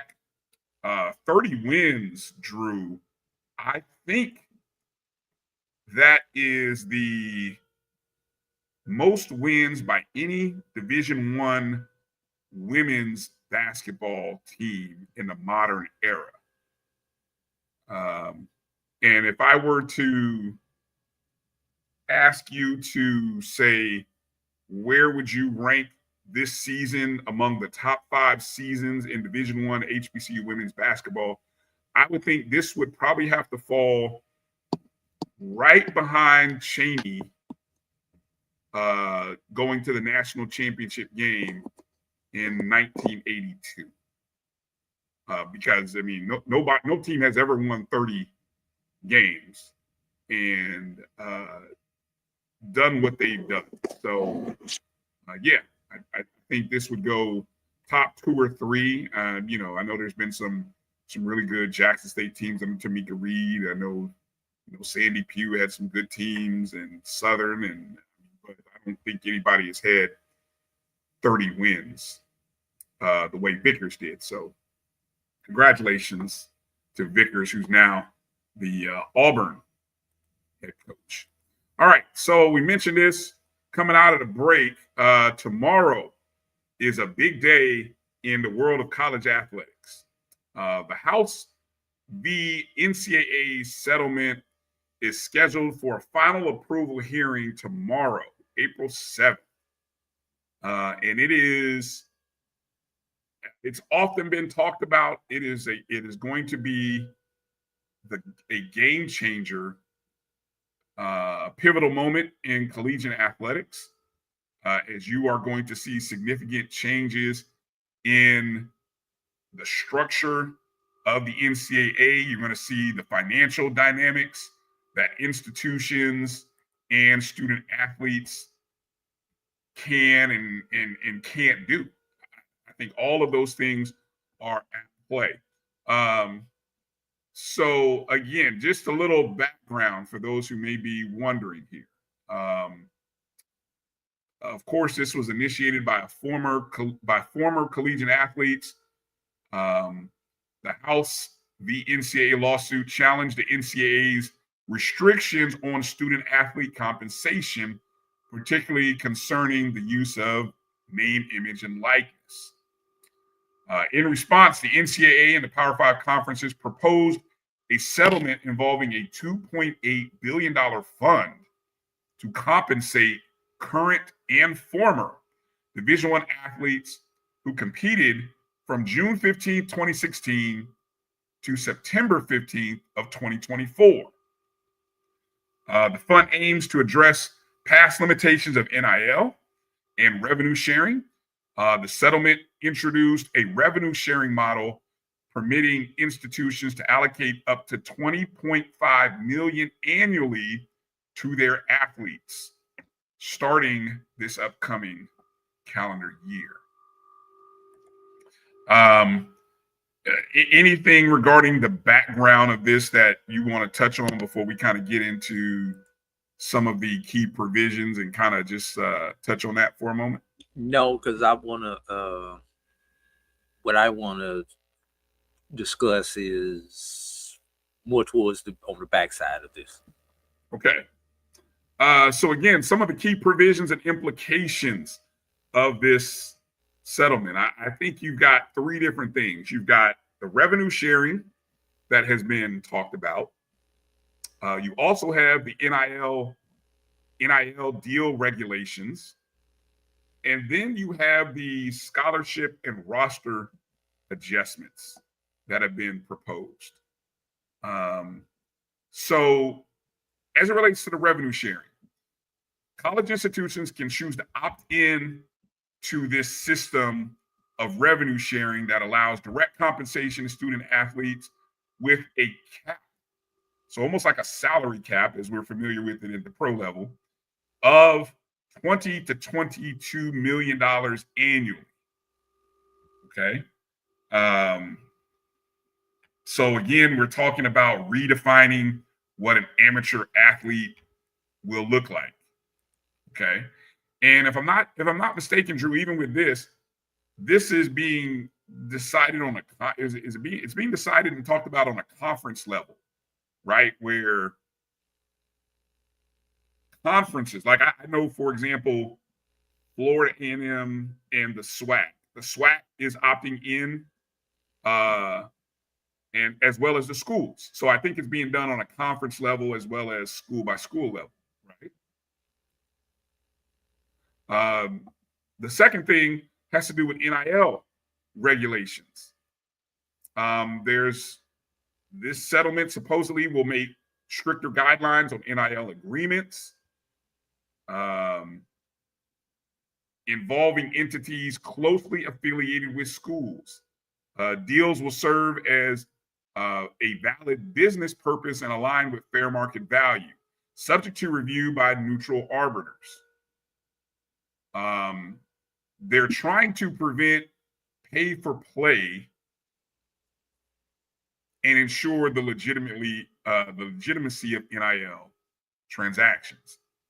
Now, Drew, one of the things that I heard from somebody's report at the NCAA in San Antonio is that right now, because you have schools trying to get ahead of this settlement and these restrictions, like the evaluation of guys, and I'm assuming maybe it's girls too, women, but the evaluation of players is maybe higher than really what their market value is, because I think coaches are trying to get ahead and be able to pay a guy more than what he'll be worth next season. It's kind of the gist of what I'm hearing. Almost if somebody said there's a bit of an inflation happening in the world of college basketball athletics. And I'm assuming this is just Division I level. Are you hearing anything similar to that? Actually, obviously at my level, I haven't heard a whole lot because at the Division II level, it's going to affect us a lot differently than at the Division I level with these with this new setup. All right. Go ahead. Let me hit this last point here: the scholarship and roster adjustments. We saw that the scholarship and roster adjustments are going to be prevalent throughout all the sports. And in fact, various sports that, like, for example, baseball and softball that have had limited number of scholarships available will all of a sudden have more scholarships available. But other programs like football, who have been able to stack players, will actually have roster limits where, you know, even on our show Wednesday night, the O&G Strike Zone, Wednesday nights right here on the Black College Sports Network, 8 p.m. Eastern, we talked to head coach James Colsey of FAMU, and he mentioned that, you know, there's going to be a hard cap with the roster. Like, you're going to get capped at about, I think he said 100 and something. It's like, I think you say 105, I think is the number. 105, right. And that means, hey, that is what you're, like, you can't have 10 extra guys that you just would keep around. And, you know, so all sports will have, Dave said all sports will have roster limits. And that's, you know, whether, and so it's kind of an interesting, it'll be interesting to see how that trickles down from the D1, Drew, down to where you are at the Division II, because guys who might have held on to be at a Division I program, well, guess what? You can't be a walk-on. You can't hang around at the Division I program because there's not a spot for you. So you're going to have to go find another spot down at the next level or at another school.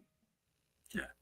And it's interesting that you say that, Brian, because there are a lot of Division II athletes who are currently in the portal and looking to move up to the Division I level. And with these roster limits, it's going to be interesting to see if these kids are able to catch on the mid-major level or anything else, or even lower major on the Division I level. But yeah, there should be some trickle down to the Division II level. But let's be honest, Brian. How happy are those players who trickle down? How happy are they going to be to come play for us at the Division II level?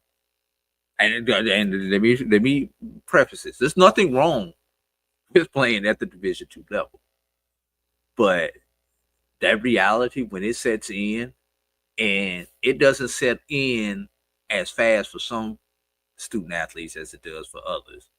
I was at D1 institution, may have even been at a Power 4 institution, and now I'm playing for some Division II institution. And I'm not singling it out HBCUs when I'm talking about this. I'm just talking about Division IIs in general, or lower D1s. Am I truly happy? Well, I mean, just something to think about. It's just something to think about. Well, I mean, the realities of, and here's what I think you're seeing this day. Like, you're seeing guys, and where did I read this? And Stephen Gaither may have posted this on X, or it might have been Live. I don't know. Between those two, they do a great job of posting stuff that I see on my timeline a lot. But somebody's conference has lost every player that was on their all conference team. And you act like you're surprised. No, I'm not surprised. So that's what I'm saying. So at the Division II SIAC CIAA level, if you are an all CIAA, all SIAC player that maybe had to come down for a year, the minute you make that all conference team, you're out. You're out. I mean, you're looking for opportunities.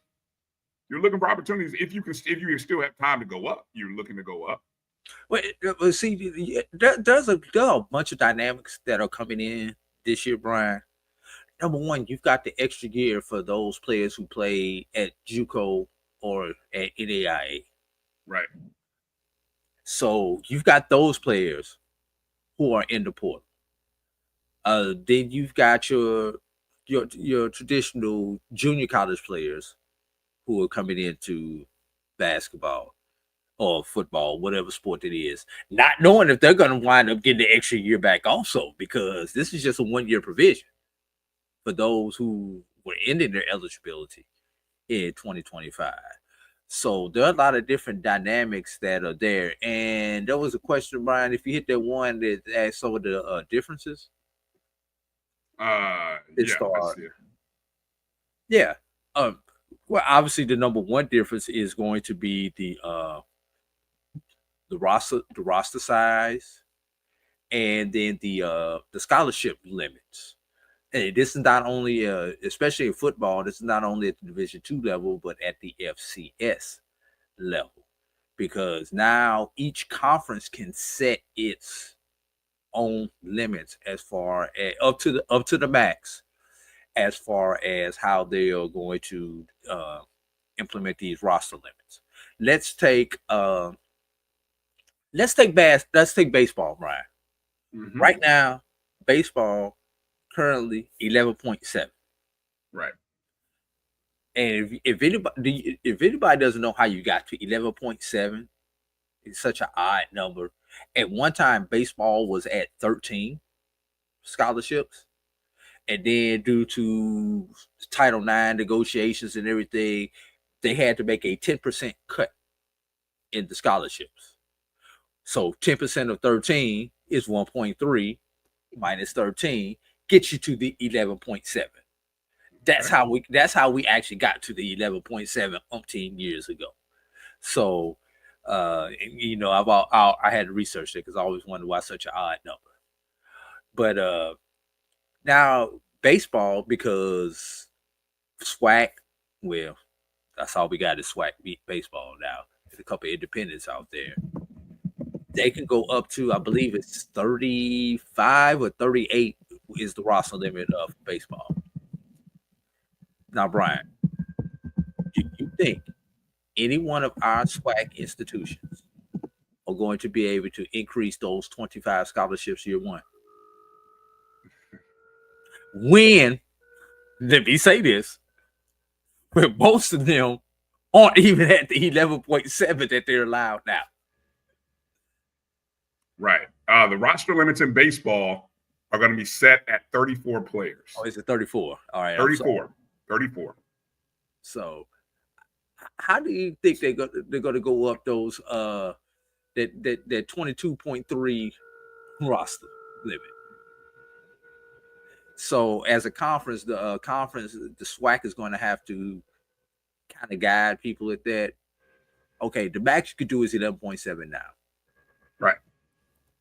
Let's say you've been managing. Now, here's the thing. It's not like schools, you haven't been flourishing. You know what I'm saying? Brian, stop right there. Okay. We've been doing good amongst ourselves. Okay.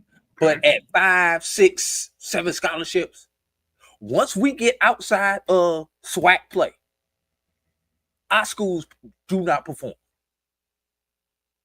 Can't argue. Baseball. So most of the time, 95% of the time. Right? Look, a broken clock is right twice a day, Brian. And you can we can pick up a game. Good pitch can pick up good hitting. But in a midweek game, Brian, are we really playing the other team's best players? No. That's not what I'm looking at. I'm judging what happens when we play in postseason. Gotcha.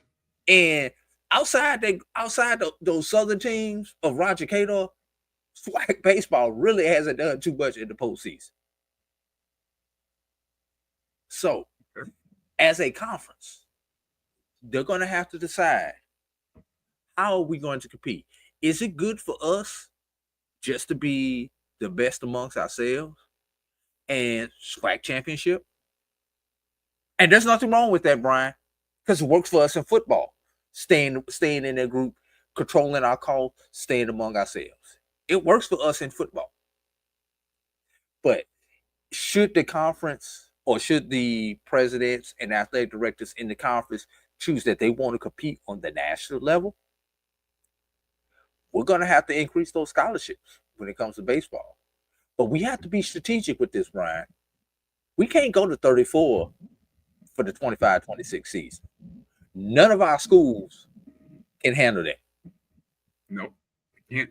So, you set the number at 18 for year one, then maybe 24 for year two, then 28 or 30 for year three, and then you finally get to 34. And then you see who's going to make the investment. Now, that money's got to come out the athletic budget somewhere. Right. Somewhere, which means somebody's going to have to do some serious fundraising. And I'm not talking chicken plate fundraising, y'all. I'm not talking raffle ticket fundraising. Well, this is where your university is going to have to be more a part of this, because am I crazy here? It might become a time and a situation where the way we think about academic and athletic scholarships are going to have to change. Here's your problem, Brian. Okay. A lot of states do not, especially with our state institutions, do not allow state monies to be used on athletics. Okay. I know Florida is one. I know North Carolina is another one. Those are two specifically. Those are political battles that might have to start changing. So in those cases, Brian, how much of that can you put on the backs of student activity fees? Because that's the only way that you can get money from athletics from the institution. Yeah. It's on the back of student activity fees. Coupled with the fact that a lot of institutions are going to be forced to increase tuition and more than probably the cost of inflation based upon the stuff that's happening politically with the Department of Education. Mm-hmm. So this is not, the timing of this is not great, especially for our institutions, Brian. Right. Good point. You know, Good point. and I'm not a big Department of Education fan either, but you know, the fact that they are the governing body of financial aid, you know, so you know, Department of Education has really not done a whole good job educating people who look like you and me, but that's a different story. But the fact that they control financial aid, not only financial aid, but a lot of institutional grants that come along that supposed to benefit our institutions. I say supposed to because we still don't get the share that we should. But I'm not going to get into that political soapbox. But Brian, here's something else that has not been talked about with this house settlement. They've got what is it, $20 to $22 million pool that is supposed to be basically controlled by the athletic department. Right. How are we funding that pool, Brian? When most athletic departments are already losing money. Well, now when you say they're losing money, Brian, honestly, there may be 10 athletic departments in the entire country of the over 1,000 NCAA institutions that actually turn a profit. most schools are spending what they are budgeting. I mean, that's why you have a budget. Yes. But Brian, my point is, you're spending what it is budget, but where is that budget coming from? That budget is subsidized. Right. There are only a handful of schools who are actually generating enough money within their athletic department to actually cover the cost of it. Yeah, and what you are saying is correct. They are spending what they are budgeted, but they aren't generating that revenue. I gave you the check, and you spent the check, and you spent it on what you were supposed to. You paid your car note, you paid your rent, you bought your groceries, and et cetera, et cetera, et cetera. Yeah, that's what you're talking about.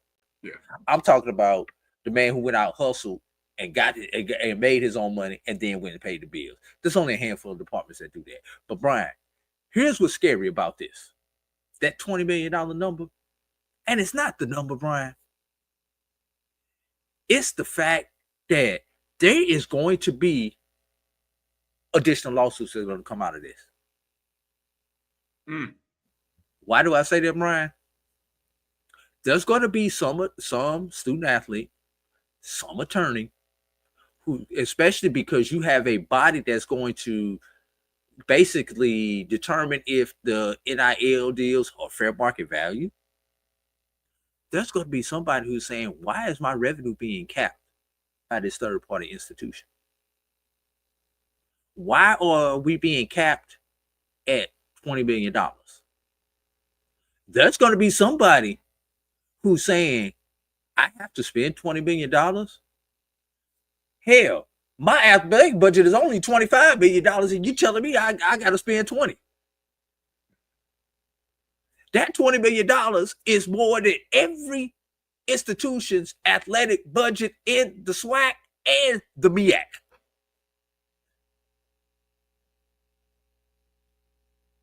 And I don't even have time to get on the potential employees portion of this. Yeah. Brian, they call this the house settlement, the house versus NCAA settlement. Bro, this thing won't be settled. Well, this is because, this is what the NCAA is coming. This is the NCAA's proactive measure with it, which is called a little laughable, which if the NCAA was really thinking, they would have been proactive about this 10 years ago. But it's what they have come to an agreement on or about. Let me go back for a second and mention those roster limits. because I mentioned baseball and softball are the two most interesting ones because those are the two that. Before you get to that, and as you mentioned, these roster limits, those roster limits, the way they're being constituted, that means there are no longer scholarship limits, as like we know the number with football on the FCS level has always been 63. You are no longer capped at 63 scholarships. You can actually fund each spot on the roster. You can fully fund each spot on the roster now, but you cannot go over that roster number. So on the FBS level, you have schools that now have the ability to fund all 105 spots on an FCS roster. Your Alabamas, your Auburns, your Georgias, your Floridas, your Florida States, your Miamis, Mississippi's, Mississippi States, Texas's. They can fund all five instead of the current 85 like it's been. And right. On that level, all 85 had to be fully scholarship. Right. So now it's an equivalency model. 5 full scholarships. Right. And now they can actually do equivalencies now on the FBS level. Before it was head count. It was not equivalencies. Right. Good point. So you mentioned the football increase from 85 to 105, transitioning from a head count sport, which is only full scholarships, to an equivalency where now you can have both full and partial scholarships. Right. Up to the roster limit. Right. Baseball, a roster limit set at 34 players. The scholarships, previously, as we mentioned, limited to 11.7. Now schools can offer scholarships up to the roster limit with the flexibility to provide full and partial awards. So in essence, Drew, you can chop up that 11.7. Even now, you can chop it up into thirds. And if you wanted to give all 34 players a portion of that, like, okay, HBCUs are already functioning at the 11.7. Right. So you can chop that up. And now everybody, instead of just however you were parsing out the 11.7, everybody could get a piece of whatever that budget is now. Let me break that down into numbers for you, Brian. Let's just say that 11.7, let's say it costs $20,000 a year to go to your, let's make it simple math. Let's say it costs $10,000 a year to go to your institution, Brian. Okay. Though that 11.7 scholarships was $117,000 of scholarship money that you had to divide between your roster, and most baseball rosters were for 40 players on the Division I level. So you had $170,000 in this example to divide among 40 people. I'm gonna do the math here. 117,000 divided by 40 players, right? Okay, that's $29.25. It's just under $3,000 per player. If you gave something to everybody. Now we know the math doesn't work like that. Where you give something to everybody, sure. Somebody's gonna get a full, somebody's gonna get a goose egg. So right. that's how they're looking for some kids to say, "Hey, how are your academics? Maybe I can get you an academic scholarship."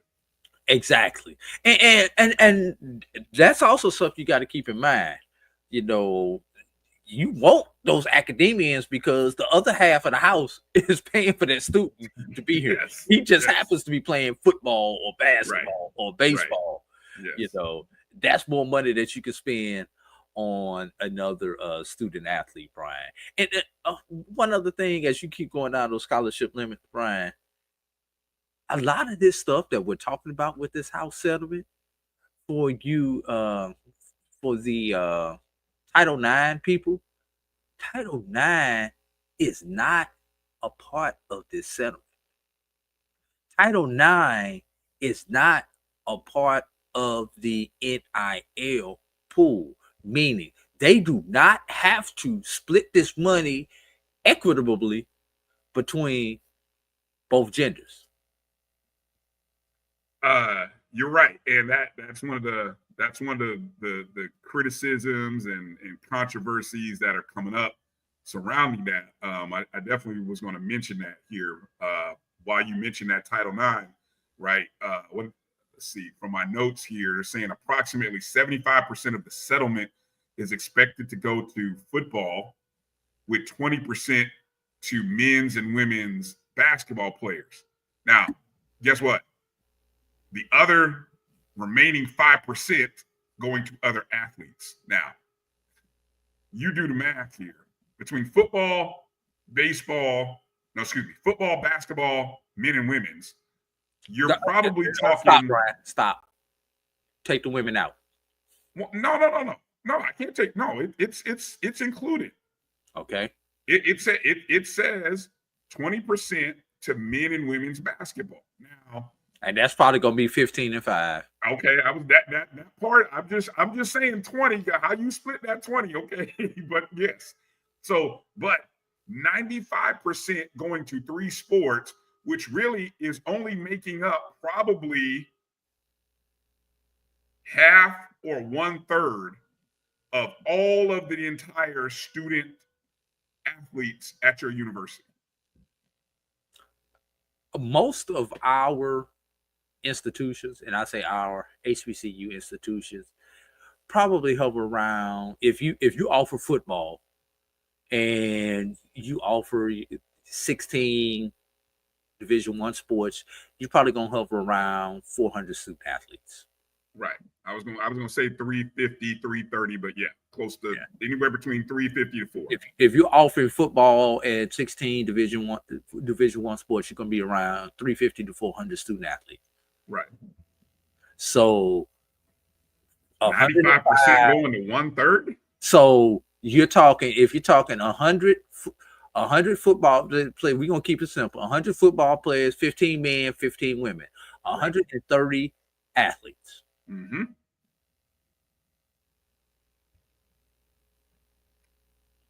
Well, I mean, look, those are your top generating. Those are your top. Those are your top revenue sports. sports. And don't get me wrong, they are the backbones of an athletic department. Right. Who else am I going to sacrifice when I need $800,000, but to put my football team up against your favorite P4 school? Mm-hmm. Who else am I going to put on the road for 10 games a year when I need to generate $500 million, but your men's basketball team? Mm-hmm. Who else am I going to put on the road for 10 games a year when I need to generate an extra $200,000 to support the women's basketball team? I can't get that with the baseball team. I'm sorry. It just does not happen, Brian. So do they deserve more? Yes. Do they deserve this much more? That's the debate, Brian. Oh, yes. Yes, that's a major debate. And those sports, those non-Big Three sports, are going to have to find ways, or the university is going to have to find ways to fund them, subsidize them, I guess, right? So yeah, let me keep going here with I can go 2 ways. I can go continue back to the rosters that we were talking about, because I mentioned the baseball and I didn't get a chance to mention softball or anything else. You want me to go back to that, or kind of go back to the rosters? Okay, so I mentioned baseball. Softball is another sport that has a big jump because they have a roster limit, which will be established at 25 players. Previously, they were limited to 12 scholarships. And now schools can offer scholarships up to the roster limit with the flexibility in award distribution. So again, chopping up what if you had previously, if you were giving out the 12, now essentially among a 25-woman roster, you can chop up that 12 where every player pretty much gets half of a unit, I guess. If one unit, essentially what that looks like. And you actually are coming out a little better in softball than in baseball, because baseball, you went from, the numbers we were talking about. 7-34. Yeah, exactly. Also, in terms of our HBCUs now, this will be interesting because basketball, men and women's, are now capped at 15 players. We're classified as an equivalency sport now, where coaches can distribute 15 scholarships, full or partial. And if just for those who don't know, there was no change on the women's side. Women already were at 15. Men were at 13. But men was not a head count. Men was it was an equivalency where women was a head count. Right. So you could end up with having maybe 13, but what you'd always see is you look on the bench, you'd see like 16, 7. Now they are. Yeah. No, I think women was already an equivalency sport. I'm not 100% sure, but I know men's basketball was an equivalency. But what it cuts though is you'd see. For example, when you watch the national championship game tomorrow and you watch the Florida Gators bench, do the math and count. You will see 18. I think 18 guys. 18 was the previous 18 number. 18 was the max. 18 was the max. So essentially, what you're saying is, and essentially, you were only offering scholarships to 13 guys. Right. So there were five guys on the end who were walk-ons. From what I'm told, they call those were paycheck roster spots. It was like, hey, we'll make a significant contribution if you let my son be a walk-on. Okay, yeah, your son, he's played basketball before. He's not going to play Division I, but you make a nice. Those were those good practice players exactly. Good teammates. They were the scout team in practice, just for those who want to know. Exactly. Yeah. So now they do their opponent better than the starters do their opponent. Exactly. Those get cut because now you can only have, if you got a roster of really 11 to 12 guys, those last 3 spots, you can't just get those to anybody. You're gonna have to exactly. They help the GPA. Exactly. Those last 5 spots help the GPA. Exactly. They money and GPA spots. I forgot what the term was they called them, but yes, they were money and GPA spots. Let me see. Also, volleyball. Women's volleyball is the other sport. Of course, we play that in all of our leagues. The roster limit will be set at 18 players. That too is now an equivalency model, which allows scholarships up to the roster limit, full and partial. Right. I think there are no longer any head count sports under this settlement. Yeah, no, I'm not seeing any, because even sports that we don't play, like lacrosse, are going now to equivalencies. So yeah, now they all have cap. All right. You mentioned, we talked about the Title IX concerns about this settlement, the antitrust implications. The U.S. Department of Justice has expressed concerns that the $20.5 million cap on NIL payments may constitute a salary cap in disguise. No, really? Potentially replacing one illegal restraint on athlete earnings with another. What's your take on that? I've already given my take. I'm just waiting on the fact that somebody else comes along. Probably before the end of the month, Ryan. Yeah. Before the ink dries and this gets filed in the file cabinet, somebody is going to challenge this. Yeah. All right. And then we mentioned in brief the impact on non-revenue sports, that the financial burden of revenue sharing could lead institutions to reevaluate the viability of non-revenue sports, resulting in cuts or reduced support. Now, here's the thing. You have to have so many sports to be a Division I program. 14. For example, our beloved university is at the minimum. Can't cut that. Can't cut nothing. I believe Fabian and Bethune-Cookman are the minimums. Yes, are at the minimum. And a lot of the other schools in the SWAC are at 16. 16 to 18, depending on the institution. Right. And so it brings to mind what you've seen happen with a school like St. Francis University deciding to leave the NEC. And they said, we're going Division III. The financial model, exactly. The financial model doesn't work. Doesn't work for us. And I've said this last show I was on Wednesday. It's an honest conversation that HBCUs are going to have with themselves. If you as alums, and I'm going to speak because I know FAMU just had a day of giving. And I will tell you, Drew, and I'm going to talk more on this on Wednesday.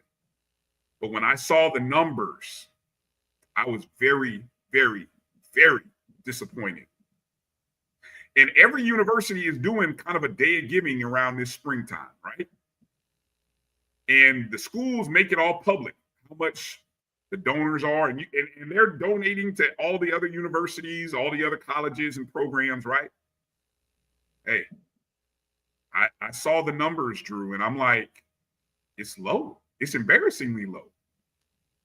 I mean, it's not even as many people that attend a doggone Florida Classic, a Orange Blossom Classic, a homecoming, the game against Jackson State this year.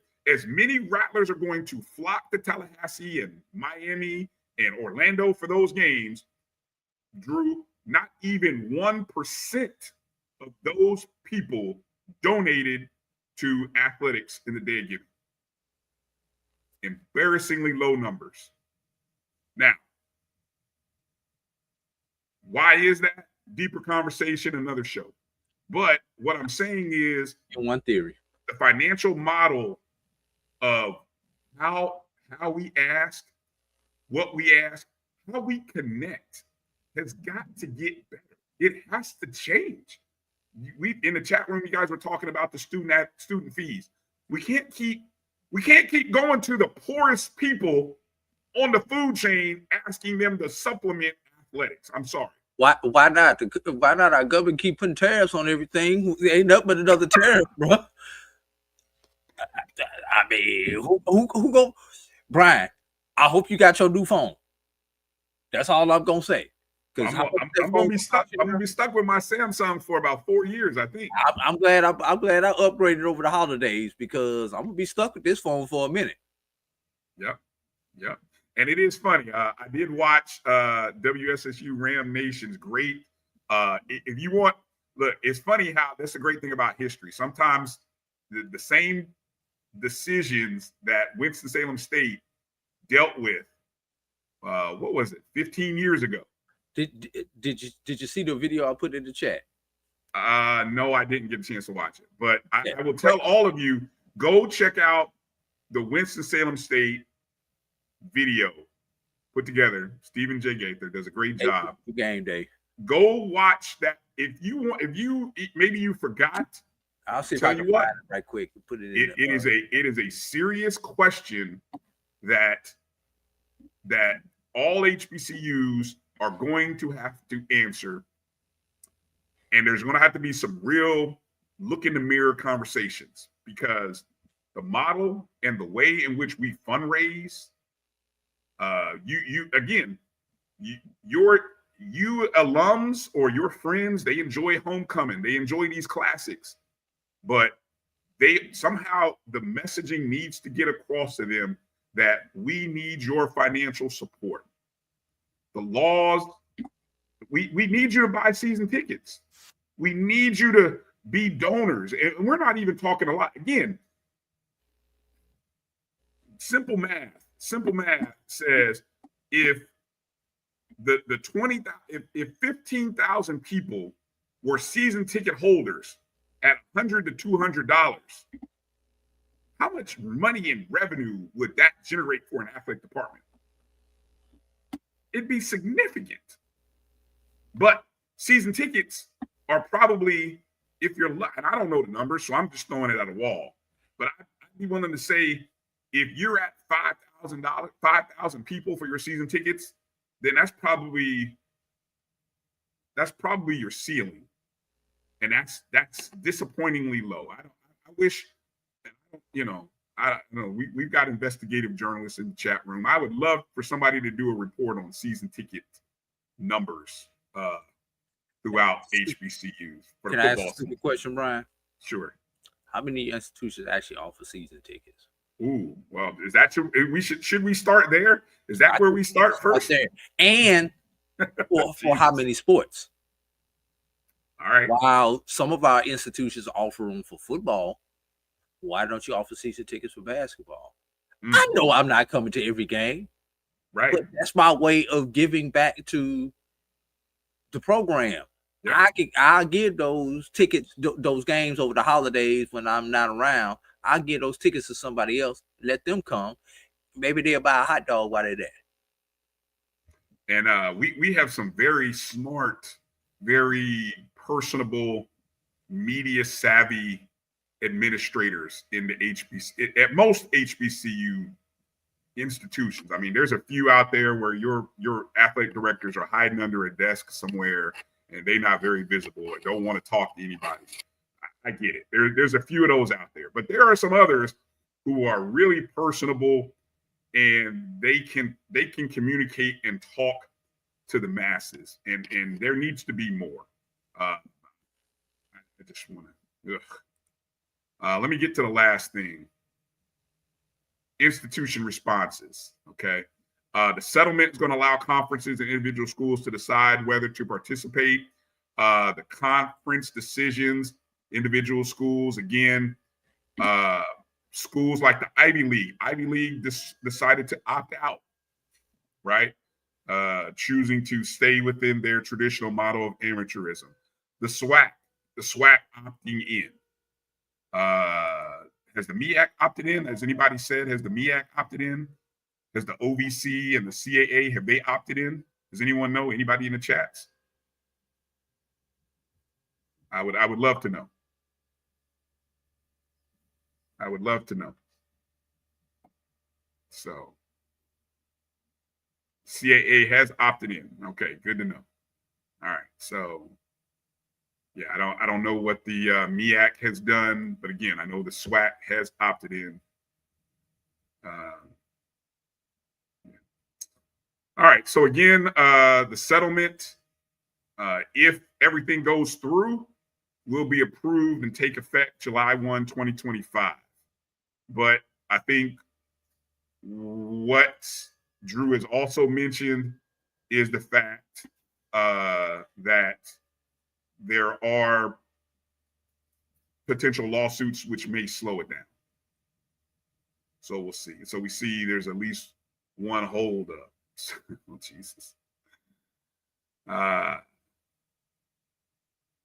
MEAC is leaving it to the schools. Wow. All right, well. But here's the thing, Brian. Mm-hmm. It will not shock me if we see a return to our SIAC and CIAA roots for some institutions. Yeah. Or a first-time visit to those conferences for other institutions. Yeah. So there are some, like you said, Brian, there are some institutions who need to take a real hard, serious look before we have another St. Paul or other institutions that have gone by the wayside. So this is real, Brian. This is real, and some of the institutions. Hey, open the doors, Ram Nation. Open the doors. Oh, daddy. Come on home to daddy. SIAC. You know, you may become a home for somebody. Might very well be. So all right, let's get ready. Let's get ready to wrap it up with final thoughts and comments. We got to get ready to get out of here. Yeah, I'll start off with shout out to the HBCU AC for Yeah. their expansion, adding 2 more institutions from the state of Texas, Paul Quinn and Jarvis, I believe. Houston Tillis. Houston Tillotson and Houston Tillotson, Right. leaving Jarvis Christian, Xavier, and I'm missing one other one in the Red River now, because there were 6 originally. Yeah, I can't. I can't remember who the. Texas College. Texas No, College. yes. No, Texas. No, they're not Red. Yes, they are. Yeah. Red River. Texas The Red College. River, except for football when Except they're for in the football. Zoom. Right. Yes. So those are your 3 that are left in the HBCU AC. So HBCU AC is up to 15 now. 15 schools. 15 schools. Who will be number 16, Brian? Any thoughts? So you're predicting that a 16th will occur? Oh, yes. I'm predicting the 16th will occur. Here you go, Brian. I'm not going to act. Xavier Here's your line. Xavier would be the school that you would love to have back joining their brethren. But I don't know if that'll happen. Now, outside of Xavier, will it be a Texas school that's next or a non-Texas school? I'm going to say a non-Texas school. Again, Xavier is the one that makes the most sense. Geographically, yes. Geographically, right, and the history as well. But they went to the Red River because their recruiting base for all of their sports is in Texas. So yeah, but now that you have Paul Quinn, isn't Paul Quinn in the Dallas area?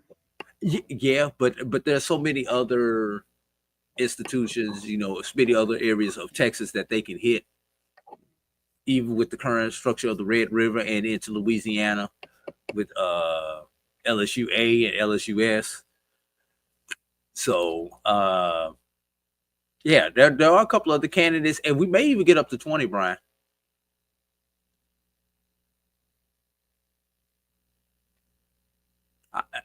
You don't want me to start naming, do you? No. Yes. Don't do that.